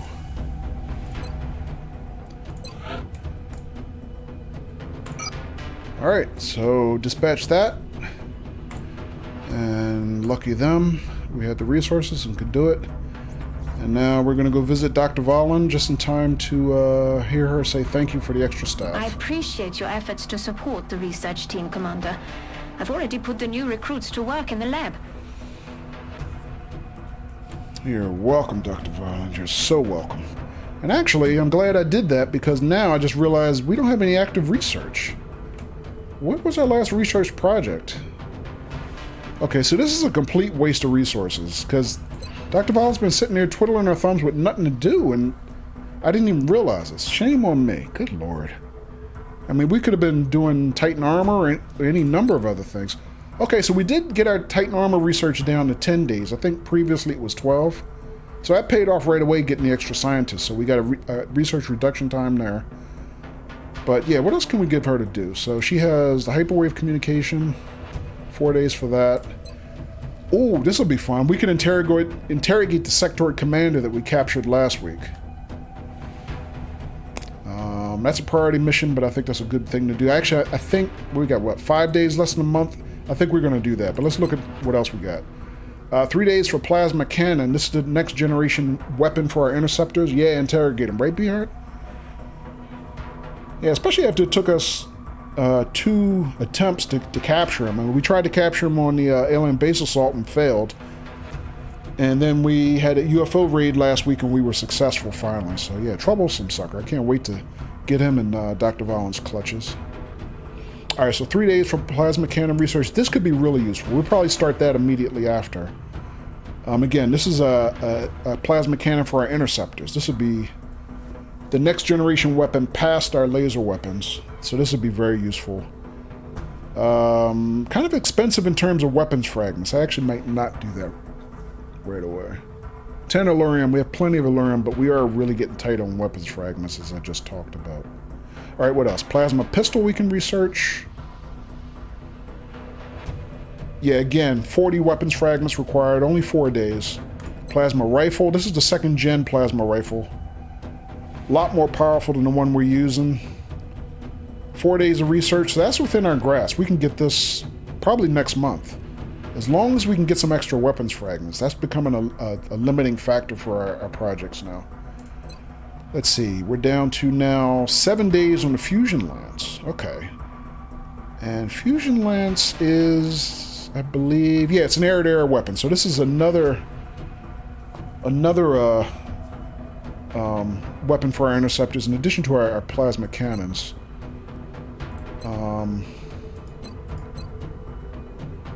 Usually you don't have access to fusion technology this early in the game, but since we kind of did the Gangplank alien battleship mission, we do have it now, so I don't know if we can get this done next month.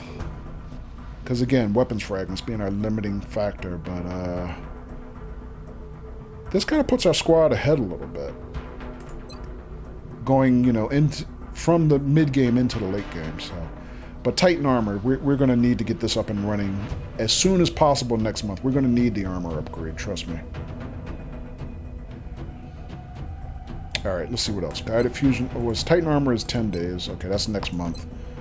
Guided fusion launcher. So this is a next-gen replacement, weapon replacement for our heavies rockets. Again, using our captured fusion technology. Let's see what else. EMP cannon, another air-to-air weapon for our interceptors. So we got about 3 different new weapons for the interceptors. Alright, but I think immediately we're going to do sectoid commander interrogation, and then before the end of the month we're probably going to start... I'm not sure what we're going to start.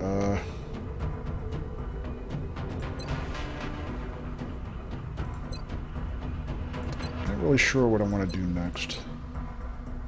Probably start Titan armor research, I'm thinking. Until we get more weapons fragments anyway. Because everything else needs weapons fragments. Alright, so let's do the sectoid interrogation. Commander interrogation, rather.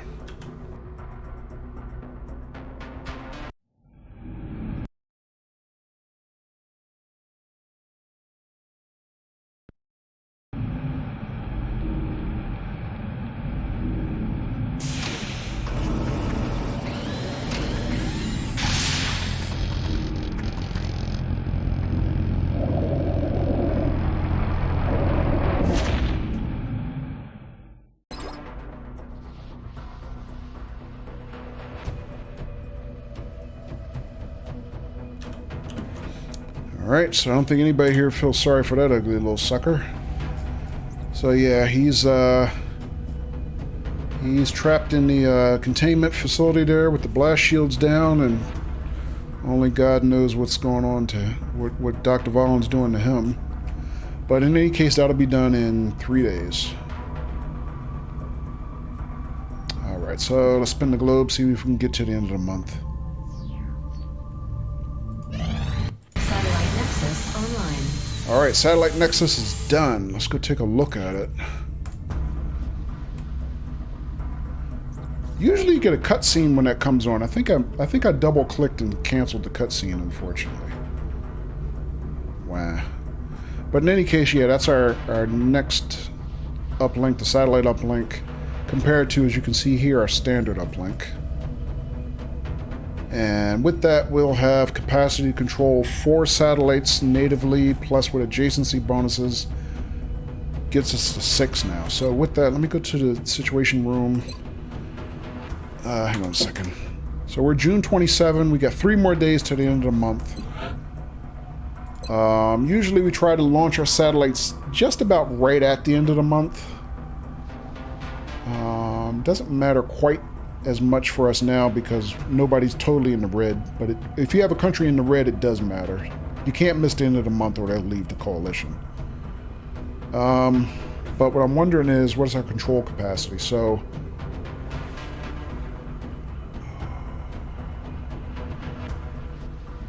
7 of 14 in We're really orbit. coming down to the wire now. Is that right? Yes, it is right. Okay. So, if we take out one of the... Let me do the math here. So, we got 14 total. If we take out one of the standard uplinks, that's 12 plus adjacency, that would give us 10. We can control... We got 7 to control now. 8, 9, 10, 11. Actually, I think we can only put 4 on station now. 3 on station now, and still reconstruct one of our uplinks into a nexus. Yeah, I think I miscalculated. So I can launch 3 this month, but I don't think I can take off one of the other uplinks and still control the additional 4. So that would be 7. I have 11 total to control. Bear with me 1 second while I do this, try to figure this math out. Alright, so 11 to control. 4, 5, 6, 7, 8, 9, 10. Yeah, I would be 1 short. Alright, so we can only launch 3 satellites this month and still tear this facility down and build up another nexus in its place next month. So... Alright, so I'm not going to launch all 4 satellites this month, even though we have 4 ready to go. Because I want to reconstruct this nexus. Alright, so... Alright, so in addition, let's see what else in the event list. We have 2 firestorms coming in. The sector interrogation will be done in 2 days. Alright, so between these projects, we're not going to miss any...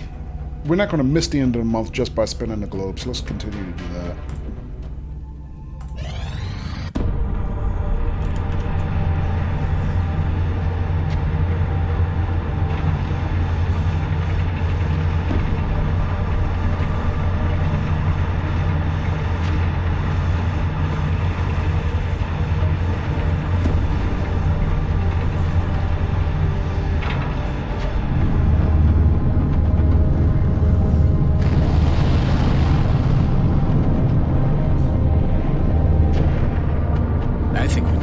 Playing field.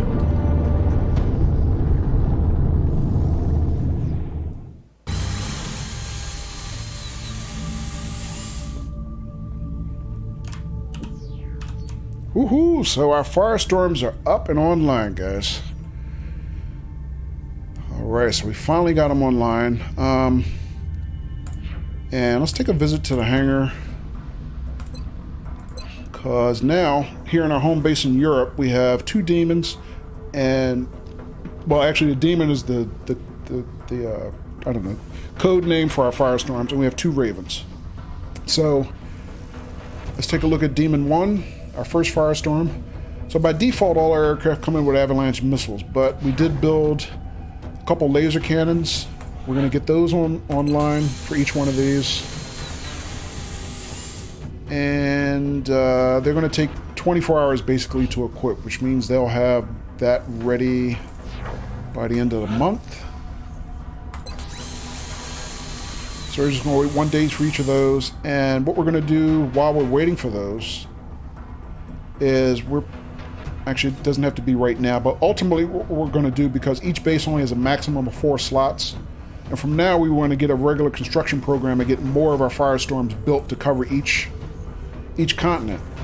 And they have to be built in your home base, so as many slots as you can free up at your home base, that's how many firestorms you can build at a time. So this month we can only build 2, because those are the only 2 slots we had empty. But once I have 1 built, what I'm going to do is I'm going to deploy the second firestorm to another continent where it can serve, and then I'll probably redeploy one of our old ravens. I said raven, Freudian slip.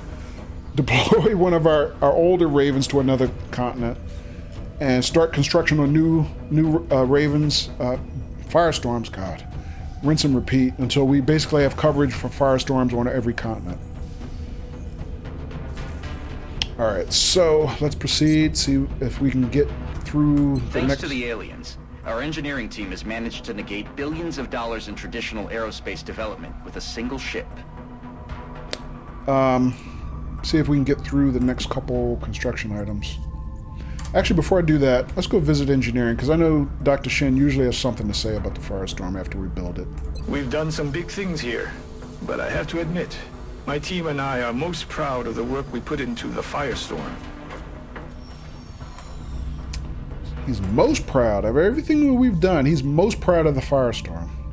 That tells me Dr. Shen is an old hot rodder at heart. All right. Sectoid commander interrogation is complete. All right, so with that, we have first, Beehart says I win.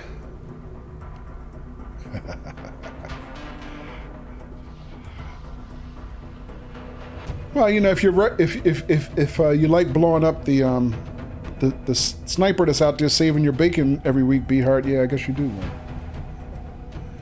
All right, so with that, we have psionics research credit earned, and we now have something called the psionics labs available for construction. And what that is a facility, well, it says here, facility to discover and develop the latent psionic abilities of our soldiers. If they have any such capabilities, using them in the field would increase their strength. So basically, you know, we've already determined that the aliens have mind control capability. So this is a lab basically designed where we can see if any of our own soldiers have similar, you know, talents. So that's something we're going to want to get built pretty soon, and you know, we'll see how that goes. All right, so now we have to give Dr. Vaughn something else to do. We're going to put off the hyperwave communication, even though we could have it done by end of the month. It looks like 2 more days. But this being a main storyline mission thing, I'm going to put this off till next month at least. Let me see what else we can get going. Also, before I make it... Nothing will ever be the same.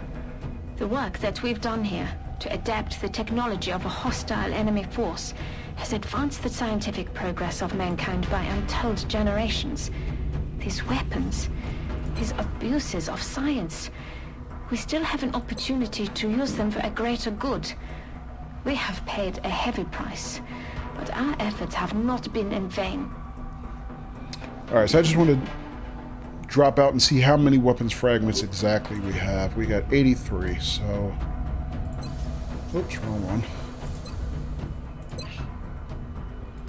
Let's see, plasma cannon for aircraft. Plasma pistol. Plasma rifle, 2nd gen. 4 days. Fusion lance. Titan armor.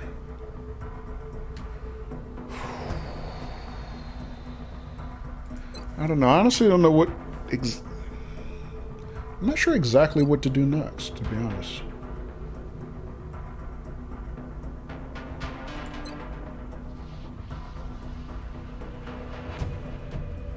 I mean, aircraft weapon would be good, especially now that we have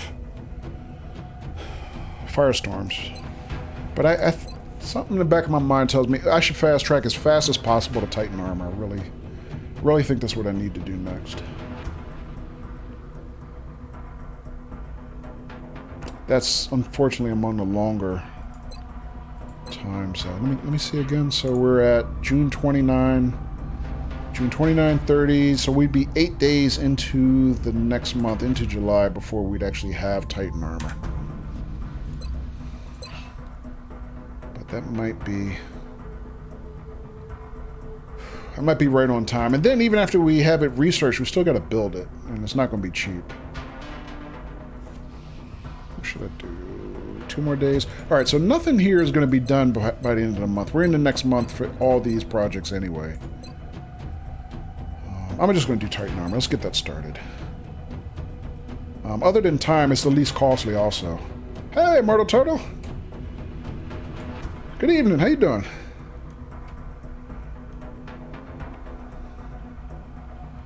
Alright, so it's just going to cost us Tellurium and alloys, both of which we have plenty and time. So let's do that. Let's finally get this started. It is time. So I'm going to save there.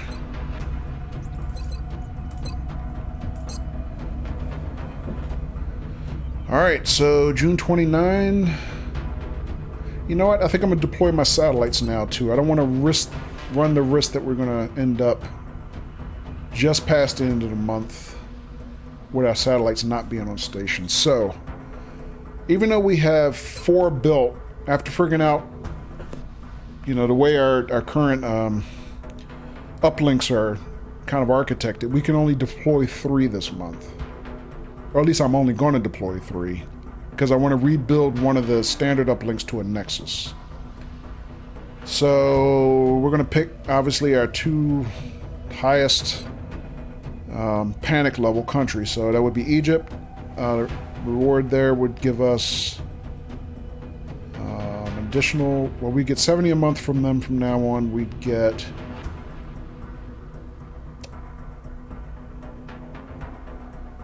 one scientist and 2 engineers start getting from them, and then South Africa would then start giving us the next level, 2 scientists and 3 engineers. We'll really figure out what the reason for all this was.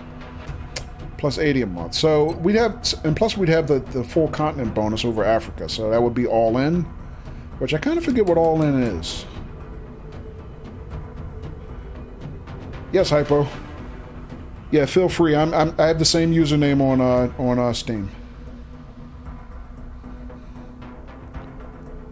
You know what? Just real quick, let me look. What is the all in bonus? I kind of forget what that is.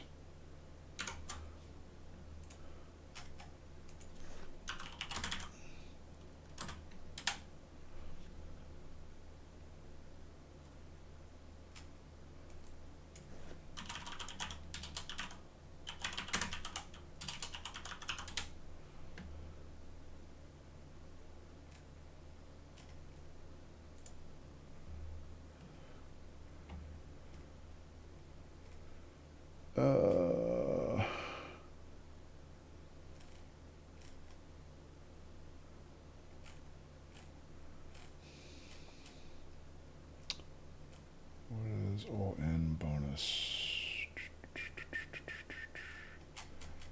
Why did that page come up in Spanish? What the heck?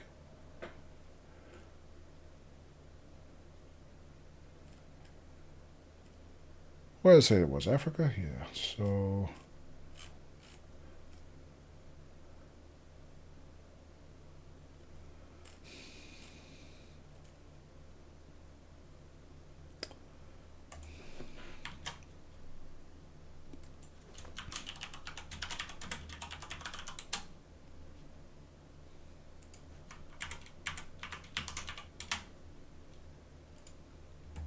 Here we go.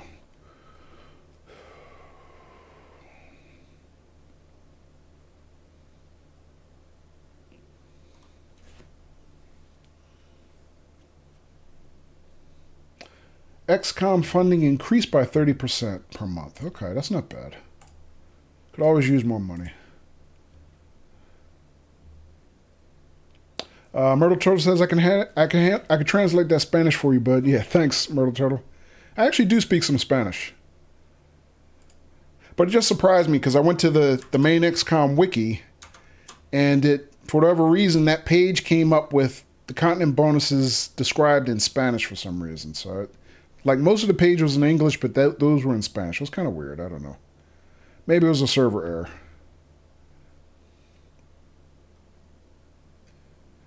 Pero muchas gracias. Yeah. Yo habla español, un poco. So, así. Yo así. Hey, Lil John. Good evening. Welcome. How you doing, Lil John? All right. Let's see. But either way, we're going to end up with this continent bonus. We just need to figure out where the third one has to be. Let's see. I could cover Mexico and get the continent bonus over United States. Tell them to get some rest. Daffy says, show off. Not even, Daffy's. I could do it over the UK. That's 100 per month, and we get we already have the continent bonus in Europe because our base is in Europe.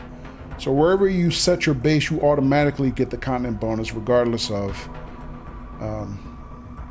how many countries you cover, and you never lose it. So it's probably a matter of either China or Japan.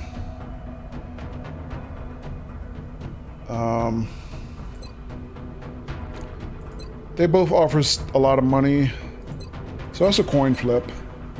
Mexico offers us 50. All right, let me just launch on Africa. Make sure the right latest now. equipment has been prepped and loaded. Satellite launched. All right, so as you can see, their panic levels reduce immediately.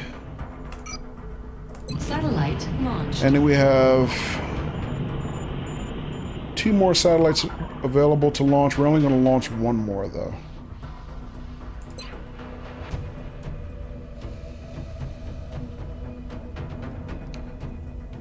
Buenas tardes. Buenas noches. Aquí. John.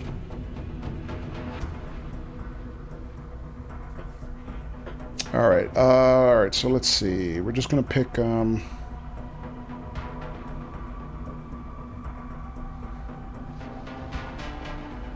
running out of time. Everyone's getting a little thin. Let's just pick China. Satellite launched.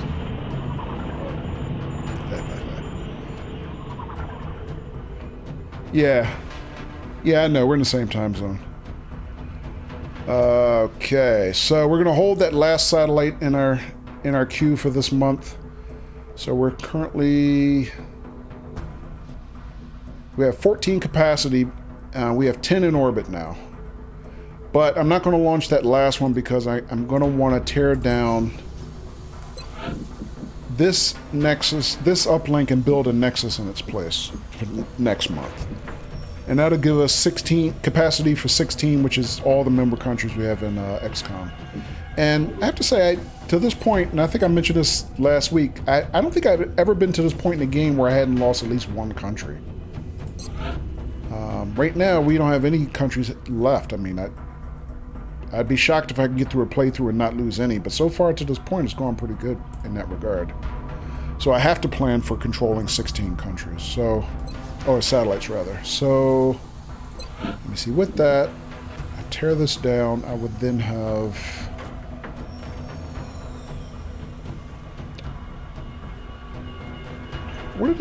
I forgot, what did Nexuses cost to build? Or in time, rather. I think they cost like 20 days or something like that.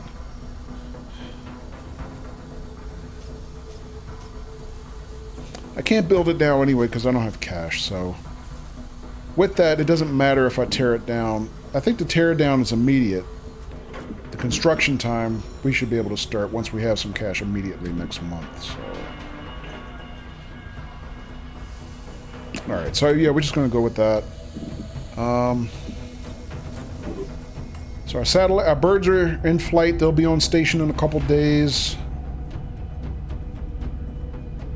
And the only thing left to do now is get through the last 2 days of the month and get the last council report for the month. Incoming transmission. We are extremely impressed with the progress of the XCOM project thus far, Commander. Your recent results were beyond our expectations, and that is not a statement this council makes lightly.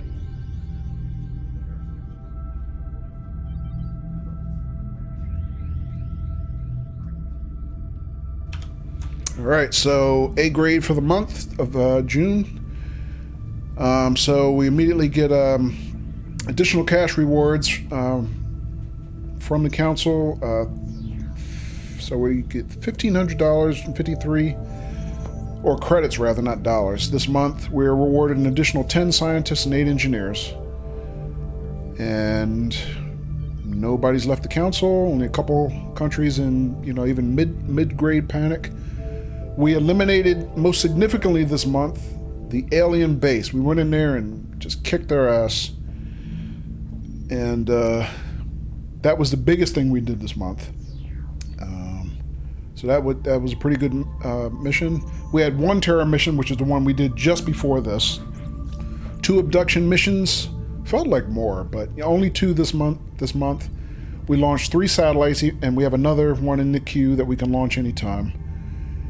We completed 5 total research projects and completed only 1 UFO raid, which is the one last week. It was a landed UFO. So I'm surprised, really looking at our stats, we had 2 abduction missions and 1 UFO. That's pretty low volume for an entire month. Lil John, thank you for the biddies, man. Really appreciate it.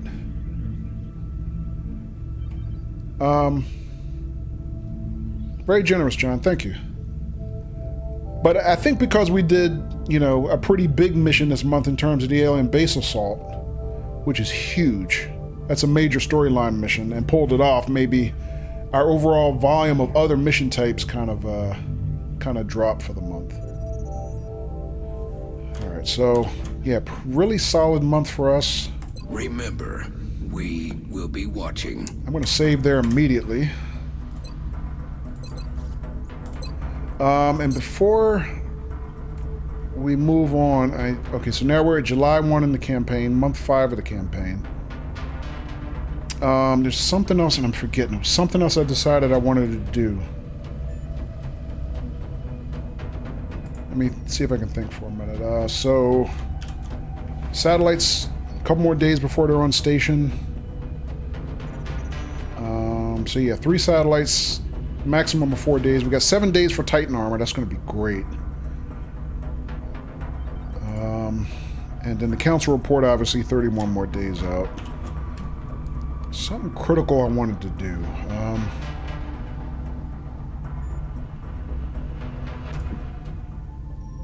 I don't want to scan, so I can remember what I was trying to do. Did I want to buy...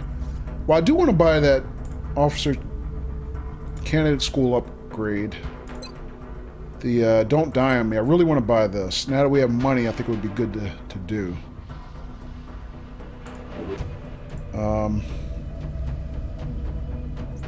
Hey, wait a minute. Why did our credits just drop? Oh, monthly maintenance probably. Never mind. Let's see. Engineering. The new engineers arrived this morning, Commander. We're always glad to have more help down here. Alright, no current projects. We can probably start getting some more Foundry projects in the queue, but I don't think that's what I was thinking of. Science? I appreciate your efforts to support the research team, Commander. I've already put the new recruits to work in the lab. Now, we still got 7 more days for Titan armor. Oh, and actually, our plasma cannon dropped to 2 days. Fusion lands to 6 days. Guided. Okay, so some of our research times are continuing to drop. Let me think, what else?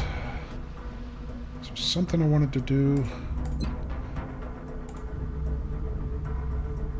I can't think right now. Oh, I know exactly what it was. The hangar. So our new Firestorms got equipped with laser cannons.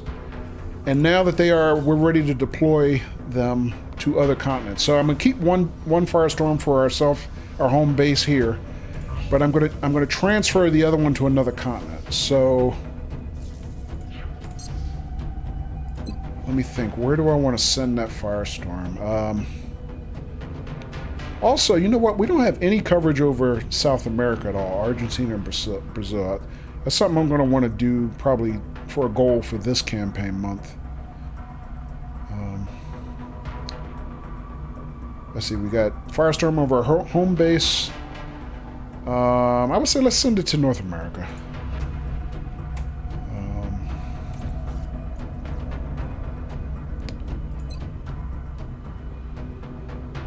Because they're probably paying us the most money at this point anyway. Yeah, let's send in the first... let's export the... Sorry. The first firestorm export to North America. Let's just send it there. From here, you can arrange to have our interceptors transferred to bases throughout the world. By stationing our fleet on various continents, we'll have a much better chance of intercepting new UFO contacts in those areas. Alright, so it'll take us 3 days to get that one on station. Meanwhile, we have our other one here. He's going to stay here. And because I want to start clearing out space to... I don't need to keep 3 interceptors in our home base. So I'm going to move our other... I'm going to move one of our other firestorms to... or other original interceptors to another continent. I think I'm going to just move it to South America. I mean, we don't have any satellites yet in South America, but I got to get coverage there eventually. So we'll just send it there. Now that frees up 2 more slots in our home hangar to start building 2 more firestorms this month. And then once those are built, then we'll be able to cover 2 other continents and so on and so forth until we have enough coverage. So let's see. We got laser cannons on both our interceptors here. We got laser cannons on this one, plus missiles. So they got 3 interceptors in North America. It'll be okay. Asia, laser cannons and missiles, lasers and missiles. Alright, so that's alright for a short-term thing, but we want to start getting some additional weapons on all those. Alright, and I don't think I'm going to do anything else. I think that's going to be it for now. I don't want to advance the calendar or risk anything else. We're just going to save here.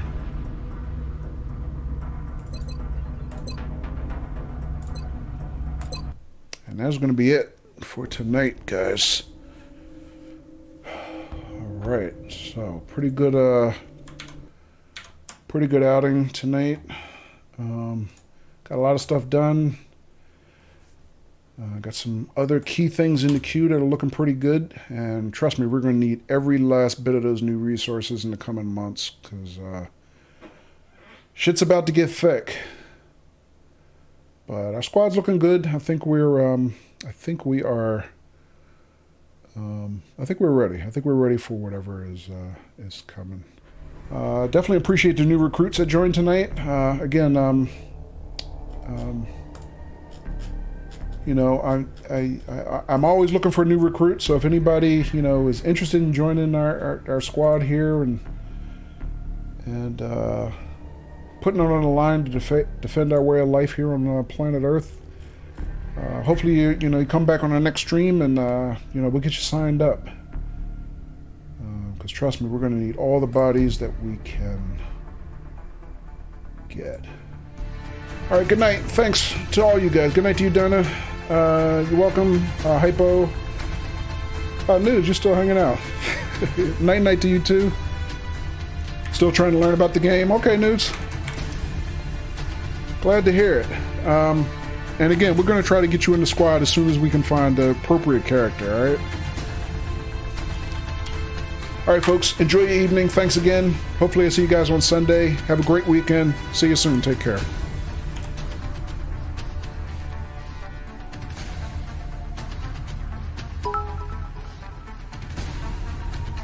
L8R Kojo.